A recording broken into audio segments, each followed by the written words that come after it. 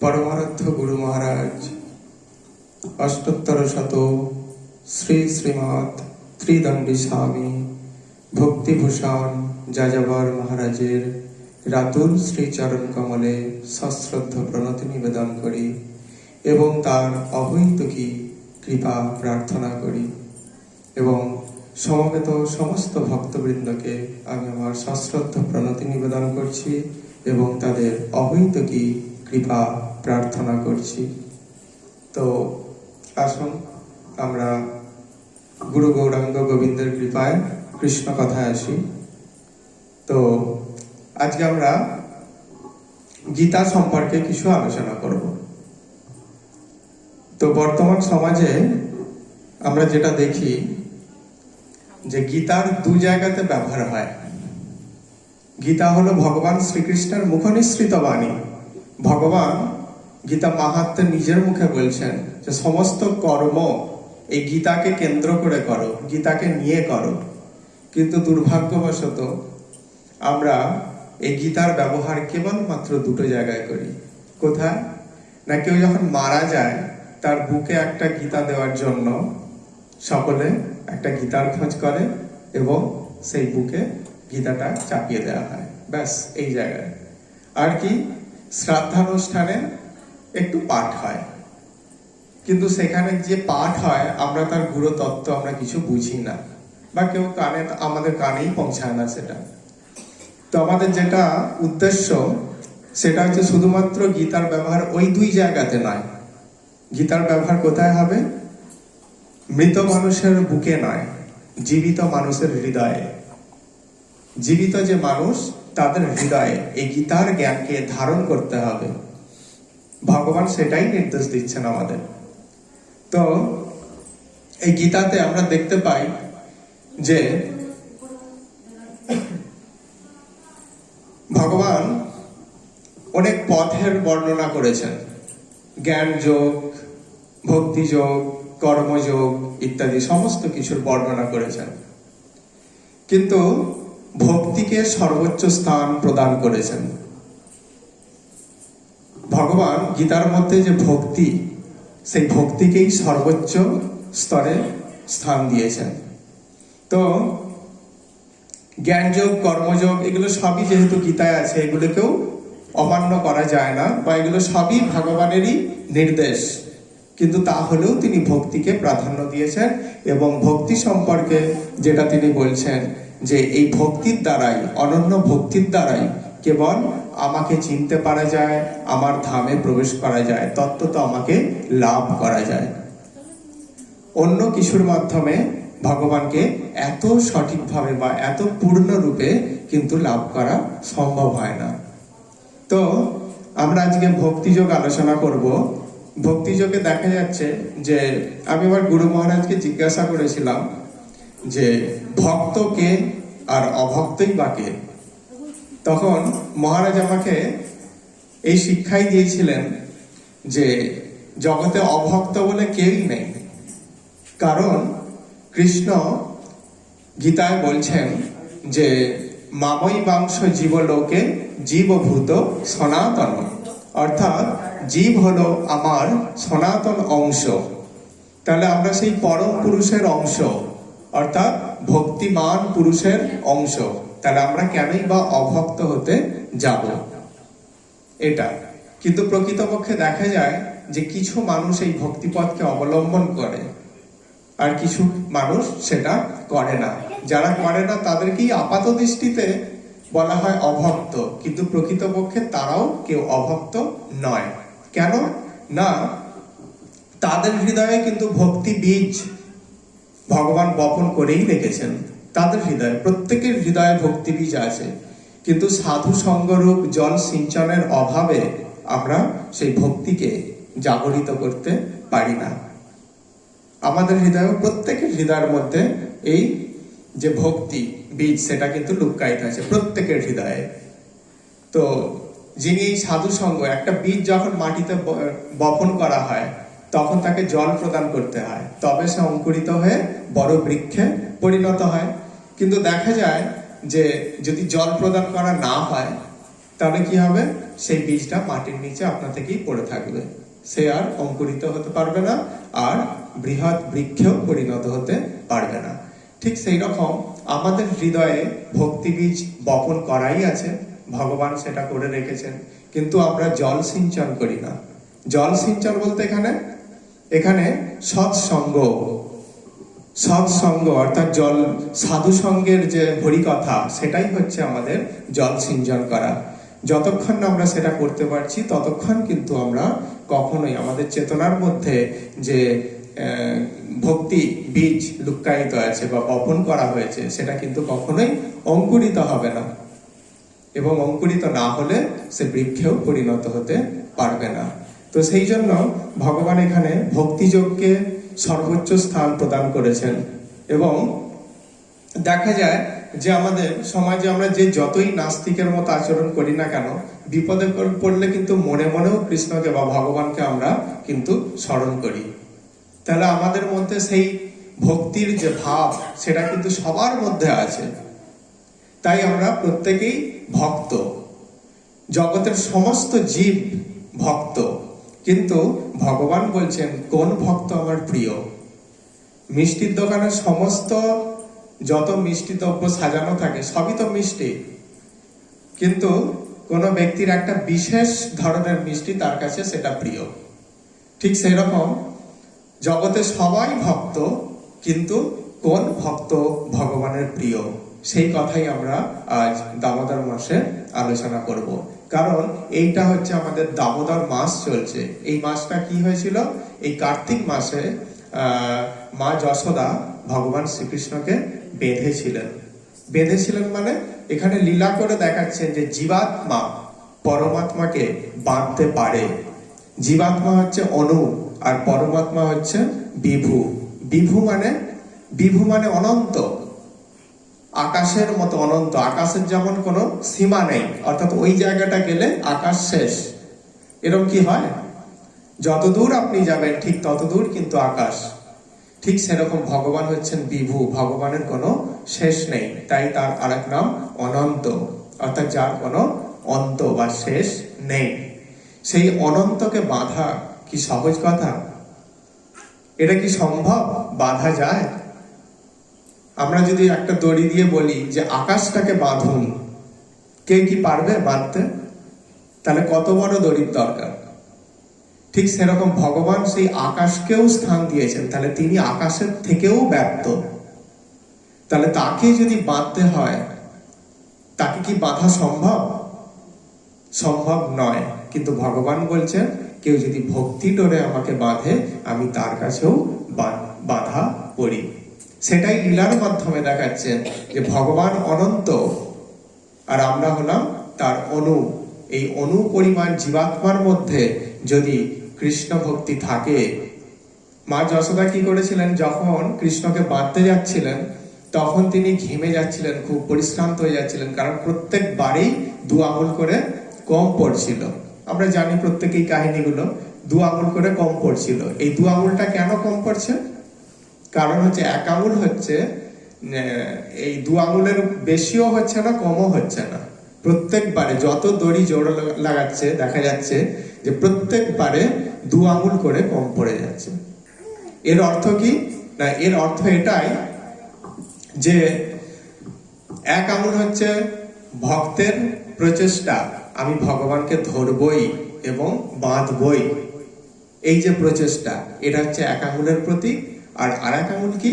না, ভগবানের কৃপা। ভগবানের কৃপা না হলে আমরা ভগবানকে বাঁধতে পারি না, আবার আমার প্রচেষ্টা না থাকলেও আমি ভগবানকে বাঁধতে পারি না। দুটোই থাকবে। অর্থাৎ কিরকম? সূর্য উঠেছে, সূর্য উদিত না হলে কি আমরা সূর্যকে দর্শন করতে পারি না। আবার সূর্য উঠেছে কিন্তু আমি চোখটা বন্ধ করে বসে আছি, পারবো কি দর্শন করতে? নিশ্চয়ই পারবো না। তাহলে কি দরকার? দুটোই প্রয়োজন। সূর্যকেও উদিত হতে হবে আর আমাকেও চোখ খুলতে হবে। ঠিক সেরকম ভগবান সকলকে কৃপা করে বসে আছেন। গীতার 9ম অধ্যায়ে ভগবান বলছেন, সমহং সর্বভূতেষু ন মে দেশস্তি ন প্রিয়ঃ। অর্থাৎ আমি সকলের প্রতি সমভাবাপন্ন, আমি কাউকে বঞ্চিত করি না, আমার কৃপাদৃষ্টি সকলের প্রতি পড়ে, এটা বলছেন। তাহলে ভগবানের কৃপাদৃষ্টি যদি সকলের ওপর পড়েন, তাহলে আমাদের একটু প্রচেষ্টা করতে হবে কি না, তাকে বাঁধার জন্য প্রয়াস। এই প্রয়াসটা যতক্ষণ না আমাদের থাকছে, আমরা কিন্তু বাঁধতে পারবো না। সব থেকে বড় কথা যে আমাদেরকে প্রথমে শান্ত হতে হবে। ভগবান শান্ত পুরুষ, আত্মা রামায় শান্তায় কৈবল্য পতয়ে নমঃ, যেটা ভাগবত বলছে যে আত্মা রামায় শান্তায়, তিনি শান্ত ধীর পুরুষ। তাহলে তাকে বাঁধতে গেলে আগে আমাকে শান্ত হতে হবে। তো শান্ত তো হব, কোথায় শান্ত হব? শান্ত মানে কি? শান্ত মানে এক জায়গায় চুপচাপ বসে থাকা, এটা কিন্তু নয়। শান্ত করব কি? আমাদের হৃদয়টাকে, হৃদয়টাকে আমরা শান্ত করব। কোথায় শান্ত করব? না, শ্রীকৃষ্ণ চরণে। আমাদের মন কোথায় ছুটে বেড়ায়? সংসারের বিভিন্ন দিকে ছুটে বেড়াচ্ছে। কিন্তু এখানে কি করতে হবে? এখানে কি করতে হবে না, আমাদের হৃদয়টাকে শান্ত করতে হবে তার শ্রীচরণ কমলে। যতক্ষণ না আমরা সেটা পারছি, ততক্ষণ কিন্তু আমরা সেই শান্ত পুরুষকে আমরা কিন্তু ধরতে পারবো না। তিনি অধরা মাধুরী, তাকে ধরা যায় না, হ্যাঁ, কিন্তু তবুও তাকে ধরা যায় তারই কৃপায়। সূর্যের কৃপাতেই সূর্যকে দর্শন করা যায়, তার কৃপা হলেই তাকে বাঁধা যায়। তো এখানে আমরা প্রত্যেকেই জীবাত্মা, প্রত্যেকেই জীবাত্মা, আর ভগবান শ্রীকৃষ্ণ হলেন পরমাত্মা।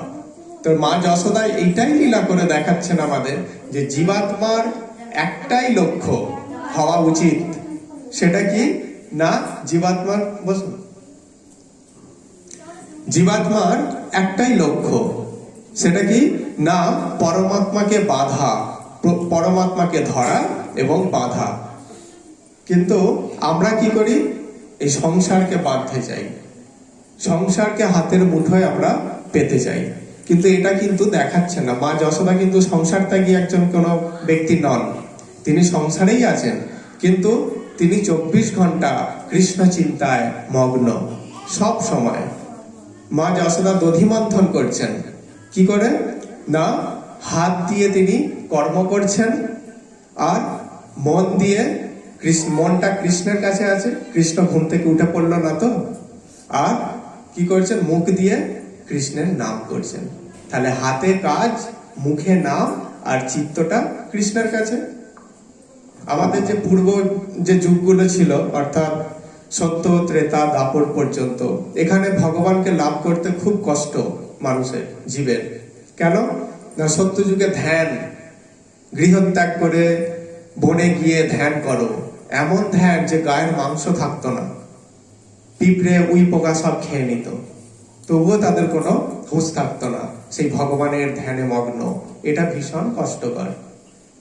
ত্রেতাতে ছিল যজ্ঞ, অর্থাৎ কোটি কোটি টাকা খরচ করে যজ্ঞ করা। দাপরে অর্জন, সেখানেও খুব একটু কঠিন ব্যাপার। আর কলিতে, কলিযুগের মানুষ এত কিছু পারবে না, তাই তাদের জন্য শুধু নাম, হরের নাম, হরের নাম, হরের নামৈব কেবলম, কেবল হরি নাম। কিন্তু কি করে করবেন? হ্যাঁ, কি করে হরি নাম না, সেটা করবে এইরকম ভাবে, চিত্তটা যেন তার কাছে পড়ে থাকে, মুখে কৃষ্ণ নাম, আর কি হাতে কাজ। আপনারা বাড়িতে যে কোনো কর্ম করতে করতেই সেটা করতে পারেন, তার জন্য আলাদা সময় নেওয়ার প্রয়োজন হয় না, তাই তো? তো ভগবান এখানে সেই ভক্তের শুধু এটা করলেই হবে না, ভক্তের আরো কিছু বিশেষ গুণ থাকা দরকার। একটা মানুষকে আর একটা মানুষ, একটা মানুষের প্রতি আর একটা মানুষ আকৃষ্ট হচ্ছে, কিসে আকৃষ্ট হয়? গুণে, তার রূপ গুণ, এগুলোতেই তো আকৃষ্ট হয়। তো ভগবান সেই রূপবান পুরুষ, তার মধ্যে পরম সৌন্দর্য, অর্থাৎ পূর্ণ সৌন্দর্য বিদ্যমান। সেই ভগবানের রূপ চিন্তন করতে হবে, আর কি করতে হবে? তার গুণের কথা ভাবতে হবে। সুখদেব গোস্বামী তিনি নিরাকার ব্রহ্মের ধ্যান করতেন, ভগবানের রূপ আর গুণে মুগ্ধ হয়েই তিনি নিরাকার ব্রহ্মের উপাসনা পরিত্যাগ করে কৃষ্ণের ভজন আরম্ভ করেছিলেন, যিনি ভাগবতের প্রবক্তা। তাকে প্রথমে জানানো হলো যে কৃষ্ণ খুব রূপবান। তো তিনি ভাবলেন যে বাহ, এত রূপ তার ভজন করব। কিন্তু পরক্ষণেই ভাবলেন যার এত রূপ নিশ্চয়ই তার অনেক অহংকারও থাকবে, দরকার নেই। কিন্তু পরবর্তীকালে কি হলো না, আর একটা তার গুণের কথা শুনলো। গুণটা কি না, যে তাকে বিষ প্রদান করতে যায়, বিষ প্রদান করে হত্যা করতে চায়, ভগবান তাকেও মাতৃগতি প্রদান করেন। পুতানাকে তাই করেছিল। তো সেই গুণের কথা ভেবে তিনি আকৃষ্ট হলেন কৃষ্ণের প্রতি।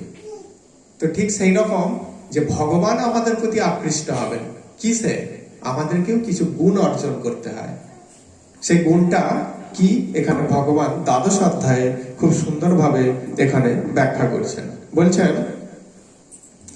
যিনি সমস্ত জীবের প্রতি দেশ শূন্য, বন্ধু ভাবাপন্ন, কৃপালু, মমত্ব বুদ্ধি শূন্য, নিরহংকার, সুখে ও দুঃখে সমভাবাপন্ন, ক্ষমাশীল, সর্বদা সন্তুষ্ট, সর্বদা ভক্তিযোগে যুক্ত, সংযম স্বভাব, দৃঢ় সংকল্পযুক্ত এবং যার মন ও বুদ্ধি সর্বদা আমাতে অর্পিত, তিনিই আমার প্রিয় ভক্ত।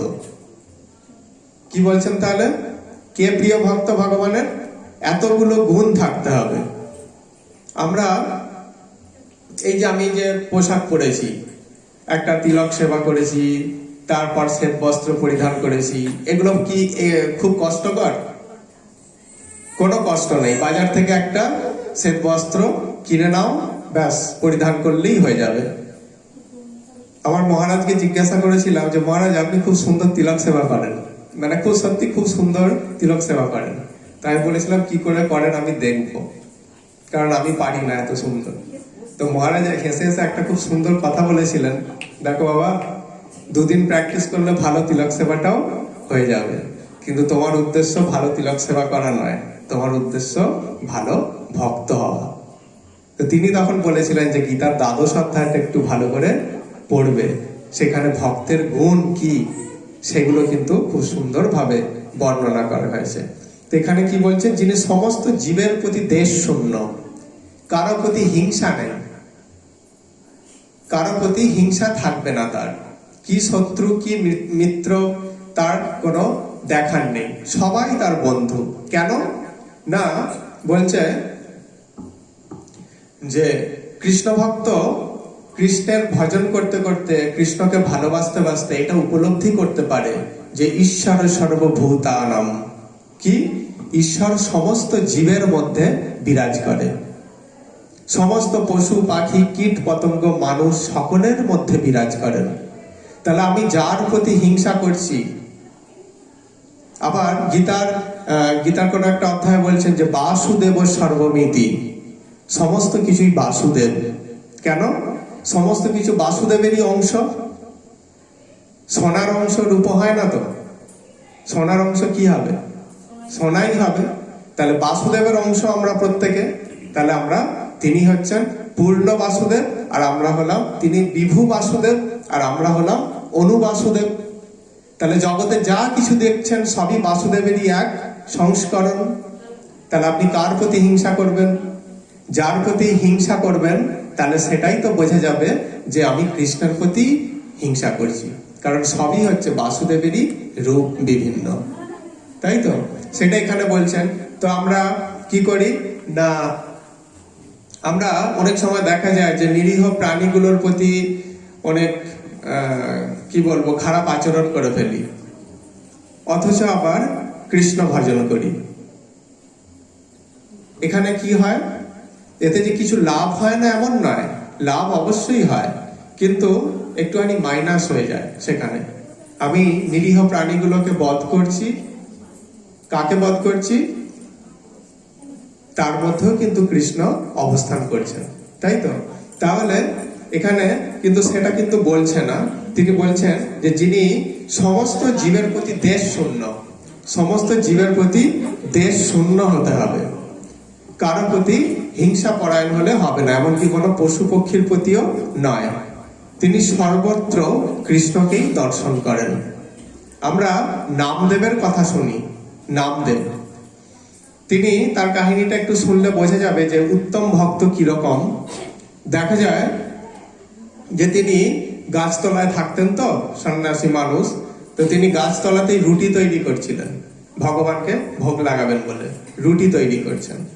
এবার রুটি তৈরি করতে করতে কি হয়েছে, একটা কুকুর এসে একটা রুটি মুখে করে নিয়ে চলে যাচ্ছে। এবার কুকুরটা ভাবছে আমাকে তো ধরলে তো আর ছাড়বে না, মানে আদার্স মানুষ যেমন করে, তো আমাকে ছাড়বে না, তো আমি যত শীঘ্র এখান থেকে চলে যাই। সেবার রুটিটা মুখে নিয়ে চলে যাচ্ছে। আর নামদেব কি করছে, ঘিয়ের বোতলটা নিয়ে সেও ছুটছে। কি, যত ছুটছে কুকুরটাও তত ছুটছে। কুকুরটা কি ভাবছে, আমাকে ধরে হয়তো মারবে, প্রহার করবে, হ্যাঁ, এটা ভাবছে। আর নামদেব কেন ছুটছে তার পিছনে, তিনিও তার মধ্যেও, সেই কুকুরটার মধ্যেও কৃষ্ণকে দর্শন করছেন। কারণ কি, পরমাত্মা রূপে তার মধ্যেও তো কৃষ্ণ আছে।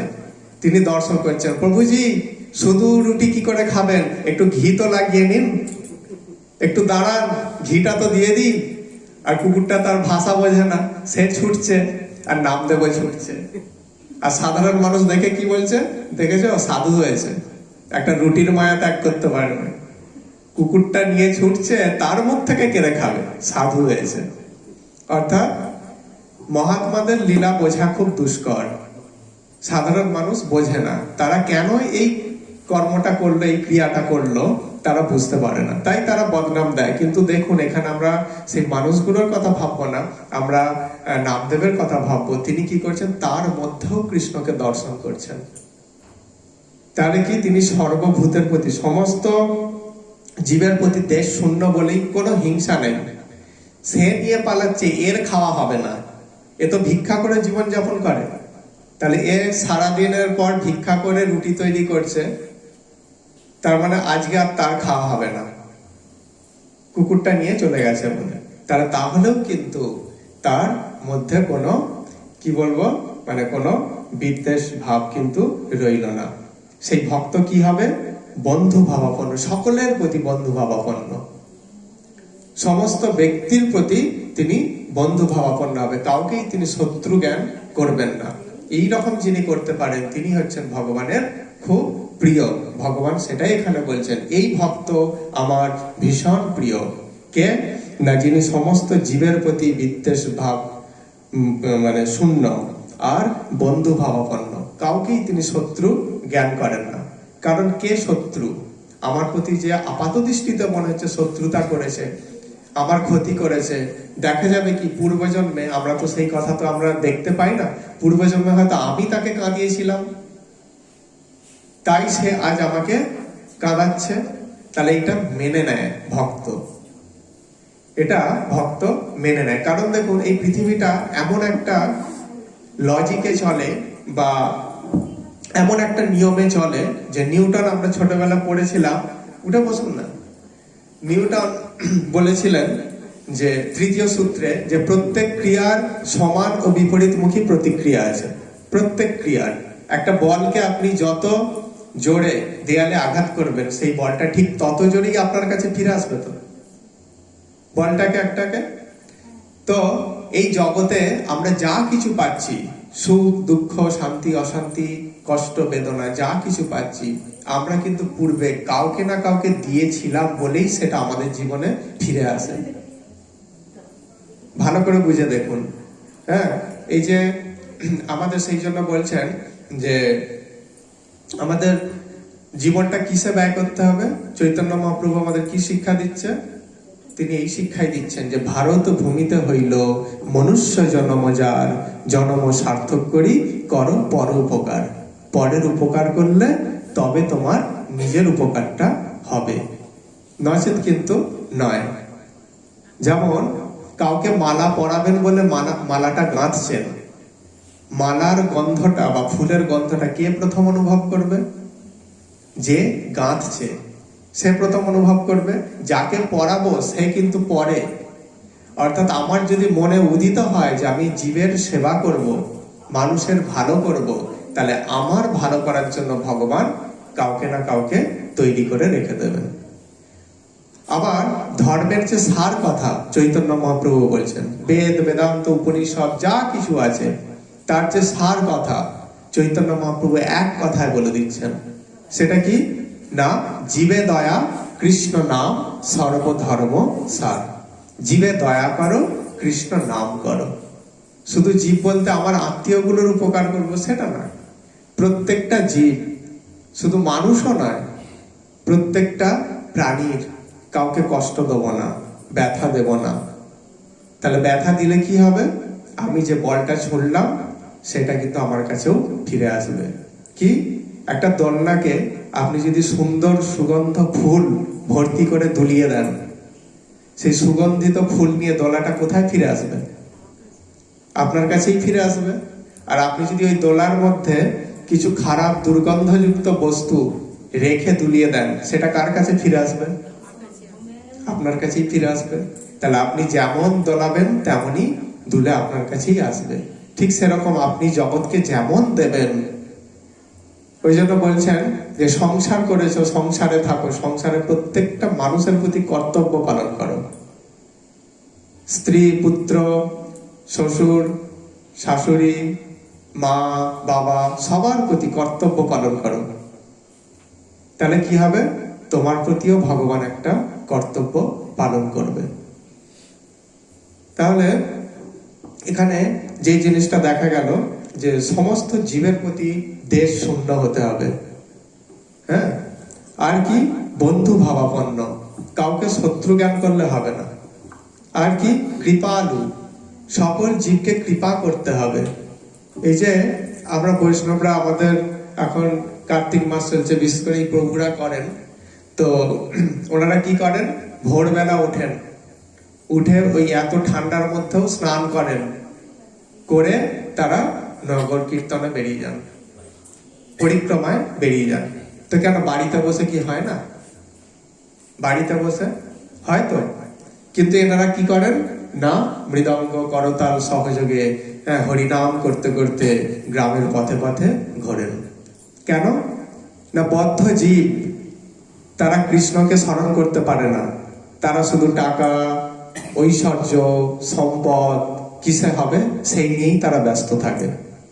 তাহলে এই বদ্ধ জীব যখন সকালবেলা এই ভক্তদের মুখের কৃষ্ণ, রাম, এই যে কথাগুলো তাদের কানে পৌঁছায়, অর্থাৎ চৈতন্য মহাপ্রভু বলছে শুনিলেই লাভ। আমরা যদি সেই কথা শ্রবণ করি তাতেও কিঞ্চিত লাভ হয়। তাহলে ঘরে বসে করা নয়, এনারা কি করছেন? এই ঠান্ডার মধ্যেও পরিক্রমায় বেরোচ্ছেন। বেরিয়ে কি, কেন না, শুধু মানুষ নয়, প্রত্যেক কীট পতঙ্গ তারাও তো শ্রবণ করছে, গাছপালা থেকে আরম্ভ করে এই যে কৃষ্ণ, রাম, এই যে এই কথাগুলো, হরে কৃষ্ণ যে মহামন্ত্র, এগুলো তো সাধারণ কোনো কথা নয়, এগুলো হচ্ছে দিব্য চিন্ময় ভাষা বা শব্দ। এগুলো এই জগতের ভাষা নয়। এই শব্দগুলো যখন প্রতিধ্বনিত হচ্ছে, হয়ে যখন বৃক্ষের গায়ে লাগছে, কীট পতঙ্গ ইত্যাদির গায়ে লাগছে, তাদেরও একটু উপকার হচ্ছে। তাহলে বৈষ্ণবের জীবনটাই কি? পরের উপকার করা, পরের উপকার করা।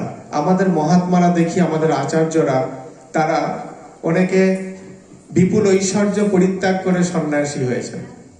আমাদের রূপ সনাতন গোস্বামী যারা আছেন তাদেরকেও আমরা দেখি, তারা খুব ঐশ্বর্যবান ব্যক্তি ছিলেন, কিন্তু দেখা যায় তারা সমস্ত ঐশ্বর্য পরিত্যাগ করে কৃষ্ণ নাম নিয়ে তারা বেরিয়ে গেছেন বাড়ি থেকে। বলে কেন? জীবের মঙ্গলের জন্য। জীব বোঝে না কোনটা সোজা পথ আর কোনটা ভালো পথ, তাদেরকে দেখাবো, সেই উদ্দেশ্য। তাই তো তাদের উপকার হয়েছে, পরম উপকার। অর্থাৎ তারা আজ কৃষ্ণের পার্শ্বদত্ত লাভ করেছে। কিন্তু আমাদের মতো বদ্ধ জীবের কি হয়? আমরা শুধু সংসার আর আমার আমার করি। এর ফলে কি হয়? আমার আমার করার ফলে এই সংসারে পুনরপি জনম, পুনরপি মরণ, পুনরপি জননী জঠরে শয়নম। শঙ্করাচার্য বলছেন, ভজ গোবিন্দম, ভজ গোবিন্দম, গোবিন্দম ভজ মূঢ়মতে। হে মূঢ় মানুষের দল, তোমরা কি করছো? তোমরা গোবিন্দের ভজন করো। শঙ্করাচার্য আমাদেরকে বলছেন। তো দেখুন আমাদের বদ্ধ জীব কিরকম, শঙ্করাচার্য এই যে কাহিনীটা, এই যে স্তোত্রগুলো লিখেছেন, এর একটা কাহিনী আছে। যে শঙ্করাচার্যজি তিনি একদিন কোন স্থান থেকে ফিরছিলেন, ফিরতে ফিরতে গভীর রাত হয়ে গিয়েছিল। রাত হয়ে গেছে আর উনি ফিরছেন নিস্তব্ধ রাস্তার মধ্য দিয়ে। তখন হঠাৎ দেখছেন এক পর্ণকুঠিরে এক ব্যক্তি ব্যাকরণের শ্লোক মুখস্থ করছেন। ডঙ্কিং কারণে বলে একটা শ্লোক তিনি মুখস্থ করছেন। বৃদ্ধ, প্রায় 50-এর কাছাকাছি তার বয়স। এবার শঙ্করাচার্যজি দেখছেন যে তালপাতার দরজাটা একটু সরিয়ে, যে কে এত রাত পর্যন্ত পড়াশোনা করছে। তো তিনি গিয়ে দেখছেন এক বৃদ্ধ কিছুতেই মুখস্থ করতে পারছেন, অর্থাৎ বয়স হয়ে গেলে তো একটু স্মৃতিশক্তি কমে যায়, তো মুখস্থ করতে পারছেন না, জোর করেই পড়ছেন কি না ওই ডঙ্কিং করণে যে ওই এটা আছে শ্লোকটা, সেটা মুখস্থ করছেন। তখন তিনি জিজ্ঞাসা করেন, কি হচ্ছে, আপনি এটা মুখস্থ করছেন কেন, কি ব্যাপার? তখন উনি বলেন যে দেখুন, আমি বিবাহ করিনি, সংসার করিনি, কিন্তু এখন আমার মনে হচ্ছে যে আমার তো বয়স হচ্ছে, আমাকে কে দেখবে? আমার যদি স্ত্রী পুত্র না থাকে, কে আমাকে শেষ জীবনটা দেখবে? কিন্তু এখন আমি ভেবেছি যে সংসারী হব এবার। তো সংসার করতে গেলে অর্থের প্রয়োজন, টাকা পয়সার প্রয়োজন। তো সেই জন্য আমি স্থির করেছি যে আমি ব্যাকরণ শিখবো, কিছু ছাত্রকে পড়াবো, তাদের কাছ থেকে মাইনে নিয়ে আমার সংসার চলবে। সেই কারণে আমি এগুলো মুখস্থ করছি। তখন তিনি ওকে, মানে ওই ব্যক্তিকে লক্ষ্য করে সমগ্র জীব সমাজকে বলেছিলেন, ভজ গোবিন্দম, ভজ গোবিন্দম, ভজ গোবিন্দম মূঢ়মতে। তোমরা জানো না কা তব কান্তা কস্তে পুত্র, কে তোমার স্ত্রী, কে তোমার পুত্র, যে তোমাকে এই মৃত্যুময় সংসার থেকে রক্ষা করতে পারবে? কেউ পারবে না। জগতে কারো ক্ষমতা নেই। আপনি কত কোটি টাকার মালিক, পারবে সেই অর্থ আপনাকে 200 বছর আয়ু দিতে? পারবে না, তো কিছুই পারবে না। এ সমাজে বা সংসারে এমন কিছু জিনিস নেই যে আমাদের আয়ুকে 100-150 বছর বাড়িয়ে দিতে পারে, কেউ পারবে না। একটা ধনী ব্যক্তি যে বয়স পর্যন্ত বাঁচে, দরিদ্ররাও সেই একই, মানে মানুষের যে স্বাভাবিক আয়ু। তো সেই জন্য শঙ্করাচার্যজি বলছেন যে গোবিন্দের ভজনা করো। মূঢ় ব্যক্তি, তোমরা কি করছো? সংসারকে লক্ষ্য করে, সেই ব্যক্তিকে লক্ষ্য করে সমগ্র সংসারকে তিনি বললেন যে গোবিন্দের ভজনা করতে। তো সেই গোবিন্দ আমাদেরকে উপদেশ দিচ্ছেন কি না, তোমরা যদি আমাদের প্রিয় ভক্ত হতে চাও, যদি আমার কাছে ফিরে আসতে চাও, আসলে এই জগতের স্বরূপ যিনি দেখাচ্ছেন তিনি, এটা কিরকম না অনিত্যম অসুখম লোকম। গীতার 9ম অধ্যায়ে ভগবান বলছেন এটা অনিত্য অসুখকর জায়গা, এখানে সুখ নেই। প্রকৃত সুখ, প্রকৃত শান্তি, প্রকৃত আনন্দ কিন্তু এখানে নেই। যা আছে ক্ষণিকের সব। তো ভগবান আমাদেরকে বলছেন, যদি নিত্য আনন্দ লাভ করতে চাও, নিত্য শান্তি লাভ করতে চাও, নিত্য সুখ লাভ করতে চাও, নিত্য মানে যে কোনোদিন আর ফুরিয়ে যাবে না বা চলে যাবে না। আমাদের এই জগতে সুখ আছে, সেটা চলে গিয়ে দুঃখ আসে, আবার সেটা চলে গিয়ে সুখ আসে, চক্রাকারে সুখ দুঃখ এগুলো ঘুরছে। কিন্তু সেই যে জগৎটা কিরকম, সেখানে সুখ আছে, দুঃখ নেই, অর্থাৎ নিত্য সুখ, নিত্য শান্তি, নিত্য আনন্দ। সেই জন্য ভগবান বলছেন যে ওই দুঃখময় যে জগৎ, সেখানে লাভ করে আমার ভজনা করো। ভজস্ব মাম, আমার ভজনা করো। ভজনা করলে কি হবে না, তুমি আমার ধামে ফিরে আসতে পারবে। আর তার ধামে ফিরে যেতে হলে, যেহেতু তিনি গুণবান পুরুষ, একটা ব্যক্তির সঙ্গে আর একটা ব্যক্তির বন্ধুত্ব হচ্ছে, কিরকম হবে বন্ধুত্বটা, মানে সে যেই প্রকৃতির মানুষ, সেই প্রকৃতির মানুষের সঙ্গে তার বন্ধুত্ব হবে, তাই তো? বিপরীত চরিত্রের মানুষের সঙ্গে বন্ধুত্ব হয় না, যদিও হয় সেটা চিরস্থায়ী হয় না। তো ভগবান হচ্ছেন গুণবান পুরুষ, তাহলে তার ধামে যেতে গেলে, তার কাছে ফিরে যেতে হলে কি করতে হবে? আমাদেরকেও গুণবান হতে হবে। আর ভগবান সেই গুণবান ভক্তের বা ব্যক্তির কথাই বা বৈশিষ্ট্য এখানে কিন্তু বলছেন। তাহলে কি হলো, প্রত্যেক সমস্ত জীবের প্রতি দেশশূন্য হতে হবে, বন্ধু ভাবাপন্ন হতে হবে, কাউকে শত্রু জ্ঞান করলে হবে না। আর কৃপালু হতে হবে, সমস্ত জীবকে কৃপা প্রদান করতে হবে। কৃপা, মানুষের কিভাবে মঙ্গল হবে, জীবের কিভাবে মঙ্গল হবে, হ্যাঁ, তো সেটা কিন্তু ভাবতে হবে। শুধু আমার ভালো হবে, আমার মঙ্গল হবে এই কথা নয়। তো সেই জন্য বলছে কৃপালু হতে হবে। আর একটা বৈশিষ্ট্য, মমত্ব বুদ্ধি শূন্য। মমত্ব বুদ্ধি শূন্য মানে এই জগতে কোনো কিছুই আমার এই জ্ঞান করা যাবে না। সত্যি কি আমার বলে এই জগতে কিছু আছে? যদি থাকতো তাহলে তো আমরা যেই জিনিসটা আমার, সেই জিনিসের প্রতি তো চিরকাল আমার অধিকার থাকতো। কিন্তু আমরা যখন এই গৃহ থেকে বা আমরা যখন দেহত্যাগ করি, তখন তো সব সেই জিনিসগুলো সেই জায়গাতেই পড়ে থাকে। আমি তো একাই যাই, তাই তো? তাহলে মমত্ব বুদ্ধি শূন্য, অর্থাৎ কোনো কিছুকেই আমার এই জ্ঞান করা যাবে না। কোনো কিছুই প্রকৃতপক্ষে কিন্তু আমার বলে এই জগতে কিছুই নেই। আজ যেটা তোমার, কাল সেটা অন্য কারো হবে। দেখুন, আমরা যে বাস্তব ভিটেতে বসবাস করি, দেখা গেলে কি হবে না, এক ব্যক্তির ছিল এই বাড়িটা আমার এখন। এটা কার ছিল? আমার বাবার। তারও কি ছিল? তিনি পেয়েছেন কার কাছ থেকে? তার বাবার কাছ থেকে। তারই কি ছিল? তিনিও পেয়েছেন তার বাবার কাছ থেকে। আর এই যে এখন আমার বলে দাবি করছি, এটা কি আমারই থাকবে? পরবর্তীকালে পুত্রের হবে, আরো কিছুদিন পর তার পুত্রের হবে, আরো কিছুদিন পর তার পুত্রের হবে। তাহলে আজ যেটা তোমার বলে ভাবছো, কাল সেটা অন্যজনের হয়ে যাবে। তোমার বলে এই জগতে কিছু নেই, তোমার শুধু একটাই আছে। সেটা কি? কৃষ্ণ তোমার। কৃষ্ণ তোমার, আর দ্বিতীয় কিছু নেই।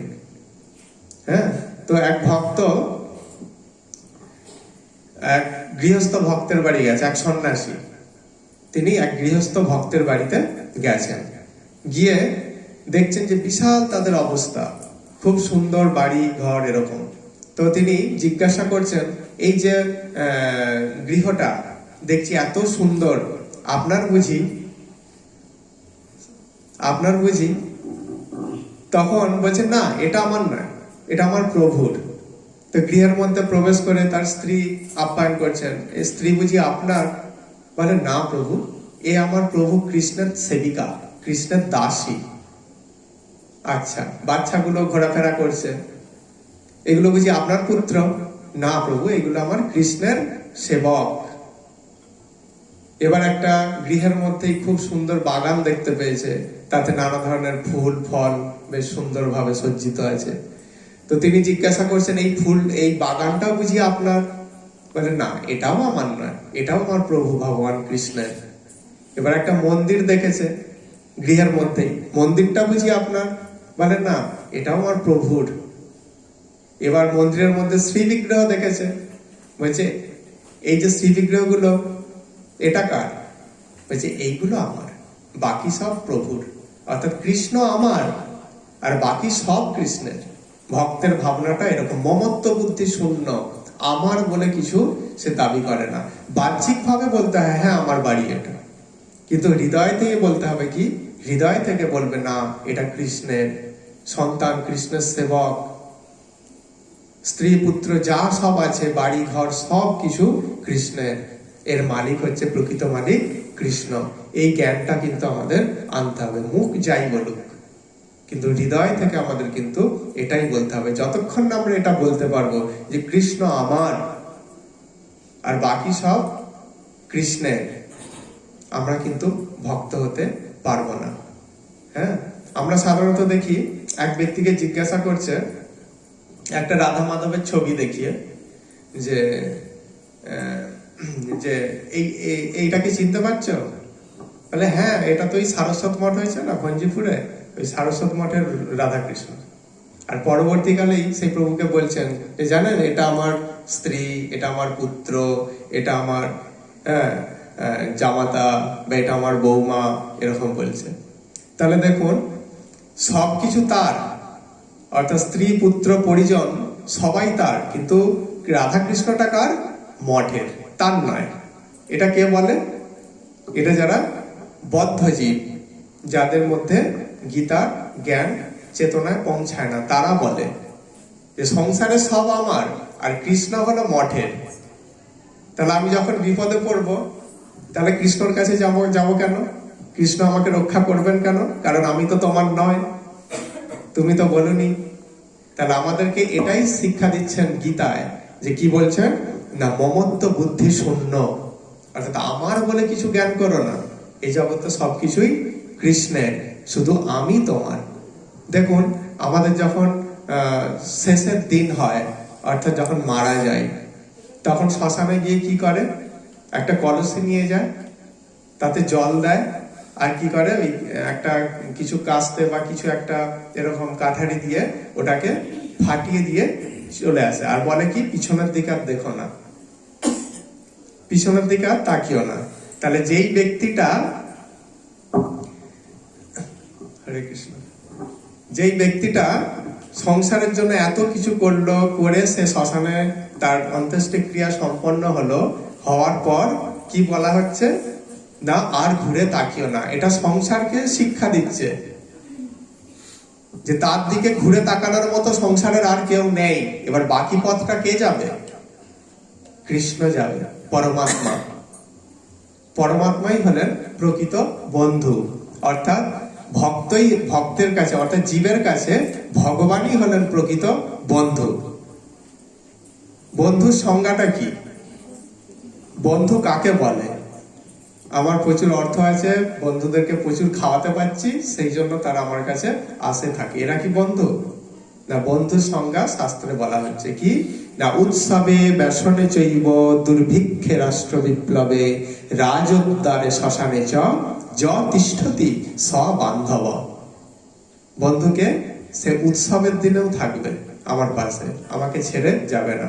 ব্যসনে বিলাসের দিনেও আমার কাছে থাকবে, আমাকে ছেড়ে যাবে না। উৎসবে ব্যসনে চৈব দুর্ভিক্ষে, রাষ্ট্রে যখন দুর্ভিক্ষ হবে বা আমার জীবনে যখন দুর্ভিক্ষ নেমে আসবে, তখনও সে আমাকে ছাড়বে না, আমার কাছে থাকবে। রাষ্ট্র বিপ্লবে বা রাষ্ট্র সংকটে, রাষ্ট্রে যখন গভীর সংকট উপস্থিত হবে, তখনও সে আমাকে ছেড়ে যাবে না। রাজোদ্দারে শ্মশানে চ যতিষ্ঠতি সবান্ধব। রাজোদ্দারে, রাজোদ্দারে মানে আমি এই জগতে যা কিছু কর্ম করি, এটা কোথায় হিসাব হবে? যমরাজার দরবারে। আমি কি ভালো করেছি কি মন্দ করেছি তার তো হিসাব হবে যমরাজের দরবারে, তখনও তিনি আমাকে ছেড়ে যাবেন না। রাজোদ্দারে শ্মশানে, আমি যখন শ্মশানে যাব তখনও আমাকে সে ছাড়বে না, আমার কাছেই থাকবে। যতিষ্ঠতি অর্থাৎ যিনি থাকেন এই এই জায়গাতে, তিনিই হলেন প্রকৃত বান্ধব। কিন্তু আমাদের সমাজে বান্ধব বা আত্মীয় স্বজন এরা কত দূর যেতে পারবে আমার সঙ্গে শেষ যাত্রার দিনে? তারা ক্রন্দন করতে করতে খুব বড় জোর শ্মশান পর্যন্ত যেতে পারবে, এর বেশি কিন্তু তারা যেতে পারবে না। তাই এখানে দেখাচ্ছেন যে এরা কেউ তোমার প্রকৃত বান্ধব হতে পারে না। এর যে পরের রাস্তাটা কে যাবে? কৃষ্ণই যাবে। অর্থাৎ আমরা যমরাজের দুয়ারে যখন যাব, আমাদের বিচার হবে, তখনও কিন্তু কৃষ্ণ আমাদেরকে পরিত্যাগ করে না, তখনও আমাদের পাশেই থাকেন। অর্থাৎ আমরা নরকে গেলে কৃষ্ণ আমাদের সঙ্গে নরকেই যান পরমাত্মা রূপে, আর আমরা স্বর্গে গেলে সেই কৃষ্ণ আমাদের সঙ্গে স্বর্গেই যাবেন। তিনি আমাদেরকে কখনো ছাড়েন না। তাই গীতার নবম অধ্যায়ে ভগবান বলছেন, আমি জীবের প্রকৃত বন্ধু, আমি জীবের প্রকৃত বন্ধু। কিন্তু আমরা প্রকৃত বন্ধুকে আমরা কি বলবো, গ্রাহ্যই করি না। সেই প্রকৃত বন্ধু আমাদেরকে কি উপদেশ দিচ্ছে, আমরা সেগুলো কিন্তু একদমই গ্রাহ্য করি না। এগুলো আমাদের পালন করা উচিত, তাই তো? তো দেখুন, আমরা কালী পুজো গেল, কালী পূজা করলাম, এখন জগদ্ধাত্রী পূজা চলছে, হ্যাঁ, দুর্গা পুজো হয়েছে। তো আমরা উৎসব বলতে আমরা কি বুঝি এখন বর্তমান সমাজে? ডিজে ভাড়া করো, মানুষকে উত্তপ্ত করে বাজাও, আর কি বলবো, মানে যা হয়তো আপনারা সবই বুঝতে পারছেন যে মাতৃচরণে কতবার প্রণতি নিবেদন করলাম, কারো সেটা হিসাব নাই। আগে বোতল চলে এলো বা ইত্যাদি ইত্যাদি, এই জিনিসগুলো, এগুলোই নাকি পূজা। কিন্তু আমাদের শিখিয়ে দিচ্ছেন বেদ, তুমি কি চাইবে মায়ের কাছে। असतो मा सद्गमया तमसो मा ज्योतिर्गमया मृत्युर्मायमृतगमया ओम शांति शांति शांति। এই মন্ত্র শিখিয়ে দিচ্ছেন, কিন্তু আমরা সেই মন্ত্র বলি না। সেই মন্ত্রটার মানে কি? অসত মা সৎগময়া, মা আমাকে অসৎ থেকে সতের দিকে নিয়ে যাও। তমস মা জ্যোতির্গময়া, মা আমাকে অন্ধকার থেকে আলোর পথে নিয়ে চলো। আর কি না, অসত মা সৎগময়া, তমস মা জ্যোতির্গময়া, মৃত্যুর মা অমৃতগময়া, মা আমাকে এই মৃত্যুপুরী থেকে আমাকে অমৃত লোকে নিয়ে চলো। কেন না, গীতায় ভগবান বলছেন জাতস্য হি ধ্রুব মৃত্যু জন্ম ধ্রুব মৃতস্য চ। অর্থাৎ যার জন্ম হয়েছে এই জগতে তার যেমন মৃত্যু হবে, তেমনি যার মৃত্যু হয়েছে তার আবার পুনরায় তার আবার জন্ম হবে। আর মৃত্যু আর জন্ম এটা কিন্তু খুব সুখকর নয়। আমরা জন্মগ্রহণ করেছি মাতৃগর্ভে, একটুখানি জায়গার মধ্যে আমরা মাথাটাকে নিচুর দিকে নিচে রেখে আমরা 10 মাস এখানে অবস্থান করেছি, অন্ধকার একটা জায়গা। সেখানে মা যখন উগ্র কিছু খাবার খাচ্ছেন, অর্থাৎ খুব ঝাল টক নুন জাতীয় এরকম, সে তখন সেই শিশুর গর্ভের মধ্যে অবস্থিত সেই শিশুর শরীরে কিন্তু সেগুলো লাগছে, তার ত্বক জ্বালা করছে। ভূমিষ্ঠ হওয়ার পর যদি শিশুর কিছু হয়, মা জল নিয়ে ছুটে আসছে, বাবা বরফ নিয়ে ছুটে আসছে, চুপ কর বাবা, অমুক তমুক কত ভোলাচ্ছে, কিন্তু সেখানে কেউ ভোলানোর নেই। মায়ের ভালো লাগছে, মা খেয়ে নিচ্ছে, কিন্তু গর্ভস্থ শিশুর কি অবস্থা হচ্ছে সে তো দেখেনি।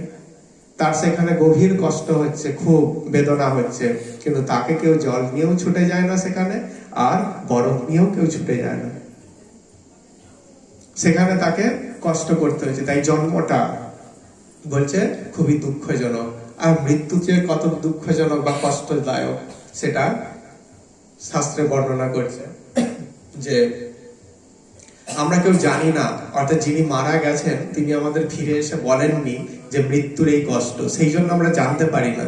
কিন্তু মৃত্যুটাকে কখনোই ভাববেন না যেটা একটা খুব সুখকর জিনিস। মৃত্যুর যন্ত্রণা সব থেকে বড় যন্ত্রণা। তাহলে সেই জন্য বলছে যে জন্ম মৃত্যু, আর জন্ম আর মৃত্যুর মাঝের যে জীবনটা, সেখানে কত উত্থান, কত পতন, কত টেনশন, কত রোগ, কত জ্বালা, কত ব্যাধি, সেটাও কিন্তু সুখকর নয়। তাহলে একদিক থেকে দেখতে গেলে আমাদের যে এই জীবনটাই জড় জগতের যে জীবন সুখময় একদমই নয়। সেই জন্য কৃষ্ণ বলছেন যে তার ধামের বর্ণনা করছেন গীতায়, কি বলছেন না, ন তদ্ভাষায়তে সূর্য ন শশাঙ্ক ন পাবক যৎ গত্বা ন নিবর্তন্তে তদ্ধাম পরমম মম। তার ধামের বর্ণনা করছেন এবং ডাকছেন যে তোমরা সব আমার ধামে চলে আসো। গৌরাঙ্গ মহাপ্রভু তাই তো বলছেন, তার এক হাত এইরকম আর এক হাত এইরকম, অর্থাৎ এই জড় জগতে থেকো না, এটা দুঃখালয়, আমার পরম ধামে চলো, যেখানে গেলে আর কখনো এই দুঃখময় জগতে তোমাকে কোনোদিনও ফিরতে হবে না। এটা রোগময় সংসার, এটা শোকময় সংসার, এটা দুঃখময় সংসার।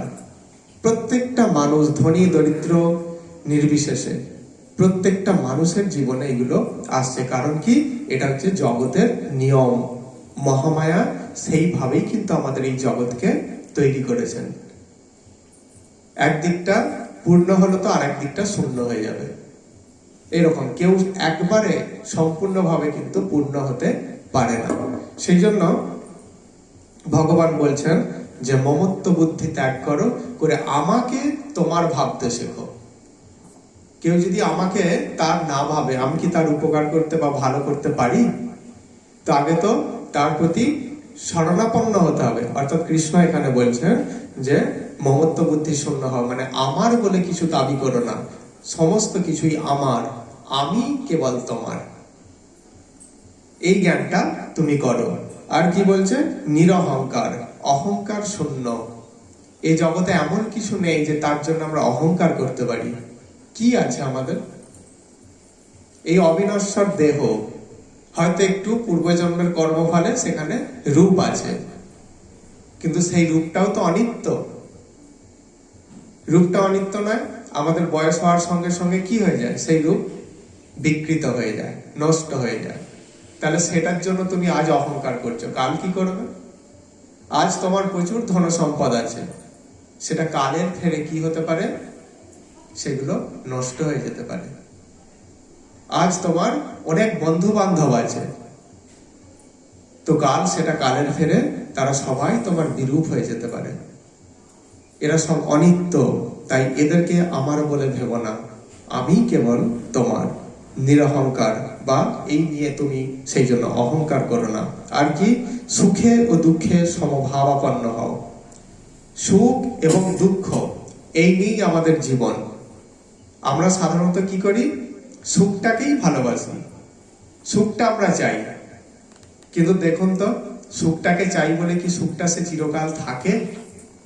আমরা সবাই পূর্ণিমার চাঁদকেই ভালোবাসি, যে পূর্ণিমার চাঁদ আকাশে থাকবে। কিন্তু পূর্ণিমার চাঁদকে ভালোবাসি বলে পূর্ণিমার চাঁদ কি চিরকাল থাকে? পূর্ণিমার চাঁদ একদিন বিলুপ্ত হয়ে যায়, আসে কি ঘোর অমানিসী আসে। আপনি চান বা নাই চান, আসবেই। ঠিক সেরকম আমাদের জীবনে আমরা প্রত্যেকটা জীব সুখেরই অন্বেষণ করি, যে কি করলে একটু সুখী হব, সেটাই অন্বেষণ করি। কিন্তু সেই সুখ কি আমরা ধরে রাখতে পারি বা আসে? দেখুন জগৎ কিরকম সিস্টেমে তৈরি, দেখুন, বুঝে দেখুন। আমরা যখন কুমোর বাড়িতে যাই, দেখি কুমোর যদি হাঁড়ি তৈরি করতে চায়, হাঁড়ি তো তৈরি হয়। বা কুমোর যখন লক্ষ্মী ঠাকুর তৈরি করতে চায়, সে তো সরস্বতী ঠাকুর হয়ে যায় না, লক্ষ্মী ঠাকুরই হয়। দুর্গা ঠাকুর, দুর্গা প্রতিমা তৈরি করতে গেলে দুর্গা প্রতিমাই হয়। তাহলে কুমোর যা তৈরি করতে চাইছেন সেটাই হচ্ছে।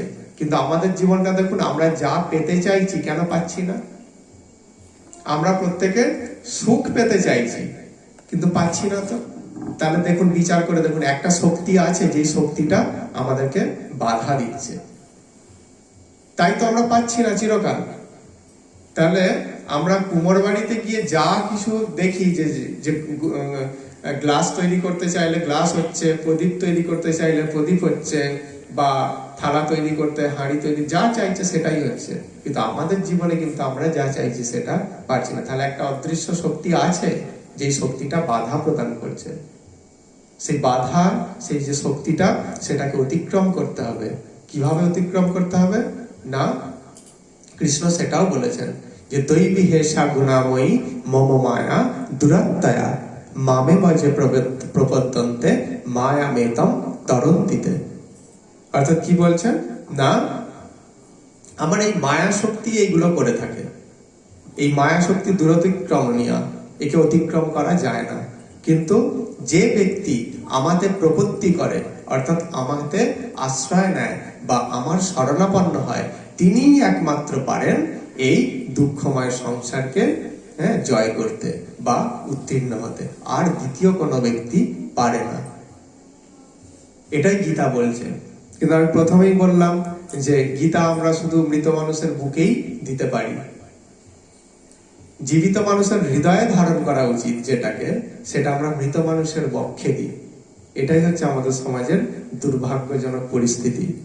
মৃত মানুষের বক্ষে নয়, জীবিত মানুষের হৃদয়ে দাও। জীবিত অবস্থায় আমরা গীতা ভাগবত পড়তে শিখলাম না, বা সেটা কি জিনিস, কৃষ্ণ গীতায় কি বলছেন জানতে শিখলাম না, অথচ মৃত্যুর পর বুকে দিয়ে দিলে কি সেটা ঠিক হয়ে যায়? আবার গীতার প্রতি কিরকম অনাচার করি দেখুন আমরা। মৃত ব্যক্তির উপরে যে গীতাটা চাপিয়ে দেওয়া হলো, সেটা শ্মশানে গিয়ে এক জায়গায় রেখে দেওয়া হলো। সেখানে কি হলো? বৃষ্টিতে ভিজলো, রোদে নষ্ট হচ্ছে, তারপরে সেটা একদিন কুকুর বিড়াল তার উপর দিয়ে যাচ্ছে বা নোংরা করছে, সেটা ছিন্ন হতে হতে হতে পথের ধুলোর সঙ্গে মিশিয়ে যায়। কিন্তু এটা কি করা উচিত? জ্ঞানটাকে আমরা, গীতা হচ্ছে দিব্য জ্ঞান, সেই জ্ঞানটাকে আমরা কি করলাম? রাস্তায় ধুলোয় মিশিয়ে দিলাম। তাহলে আমরা সেই জ্ঞানটাকে আমাদের হৃদয়ে ধারণ করা উচিত।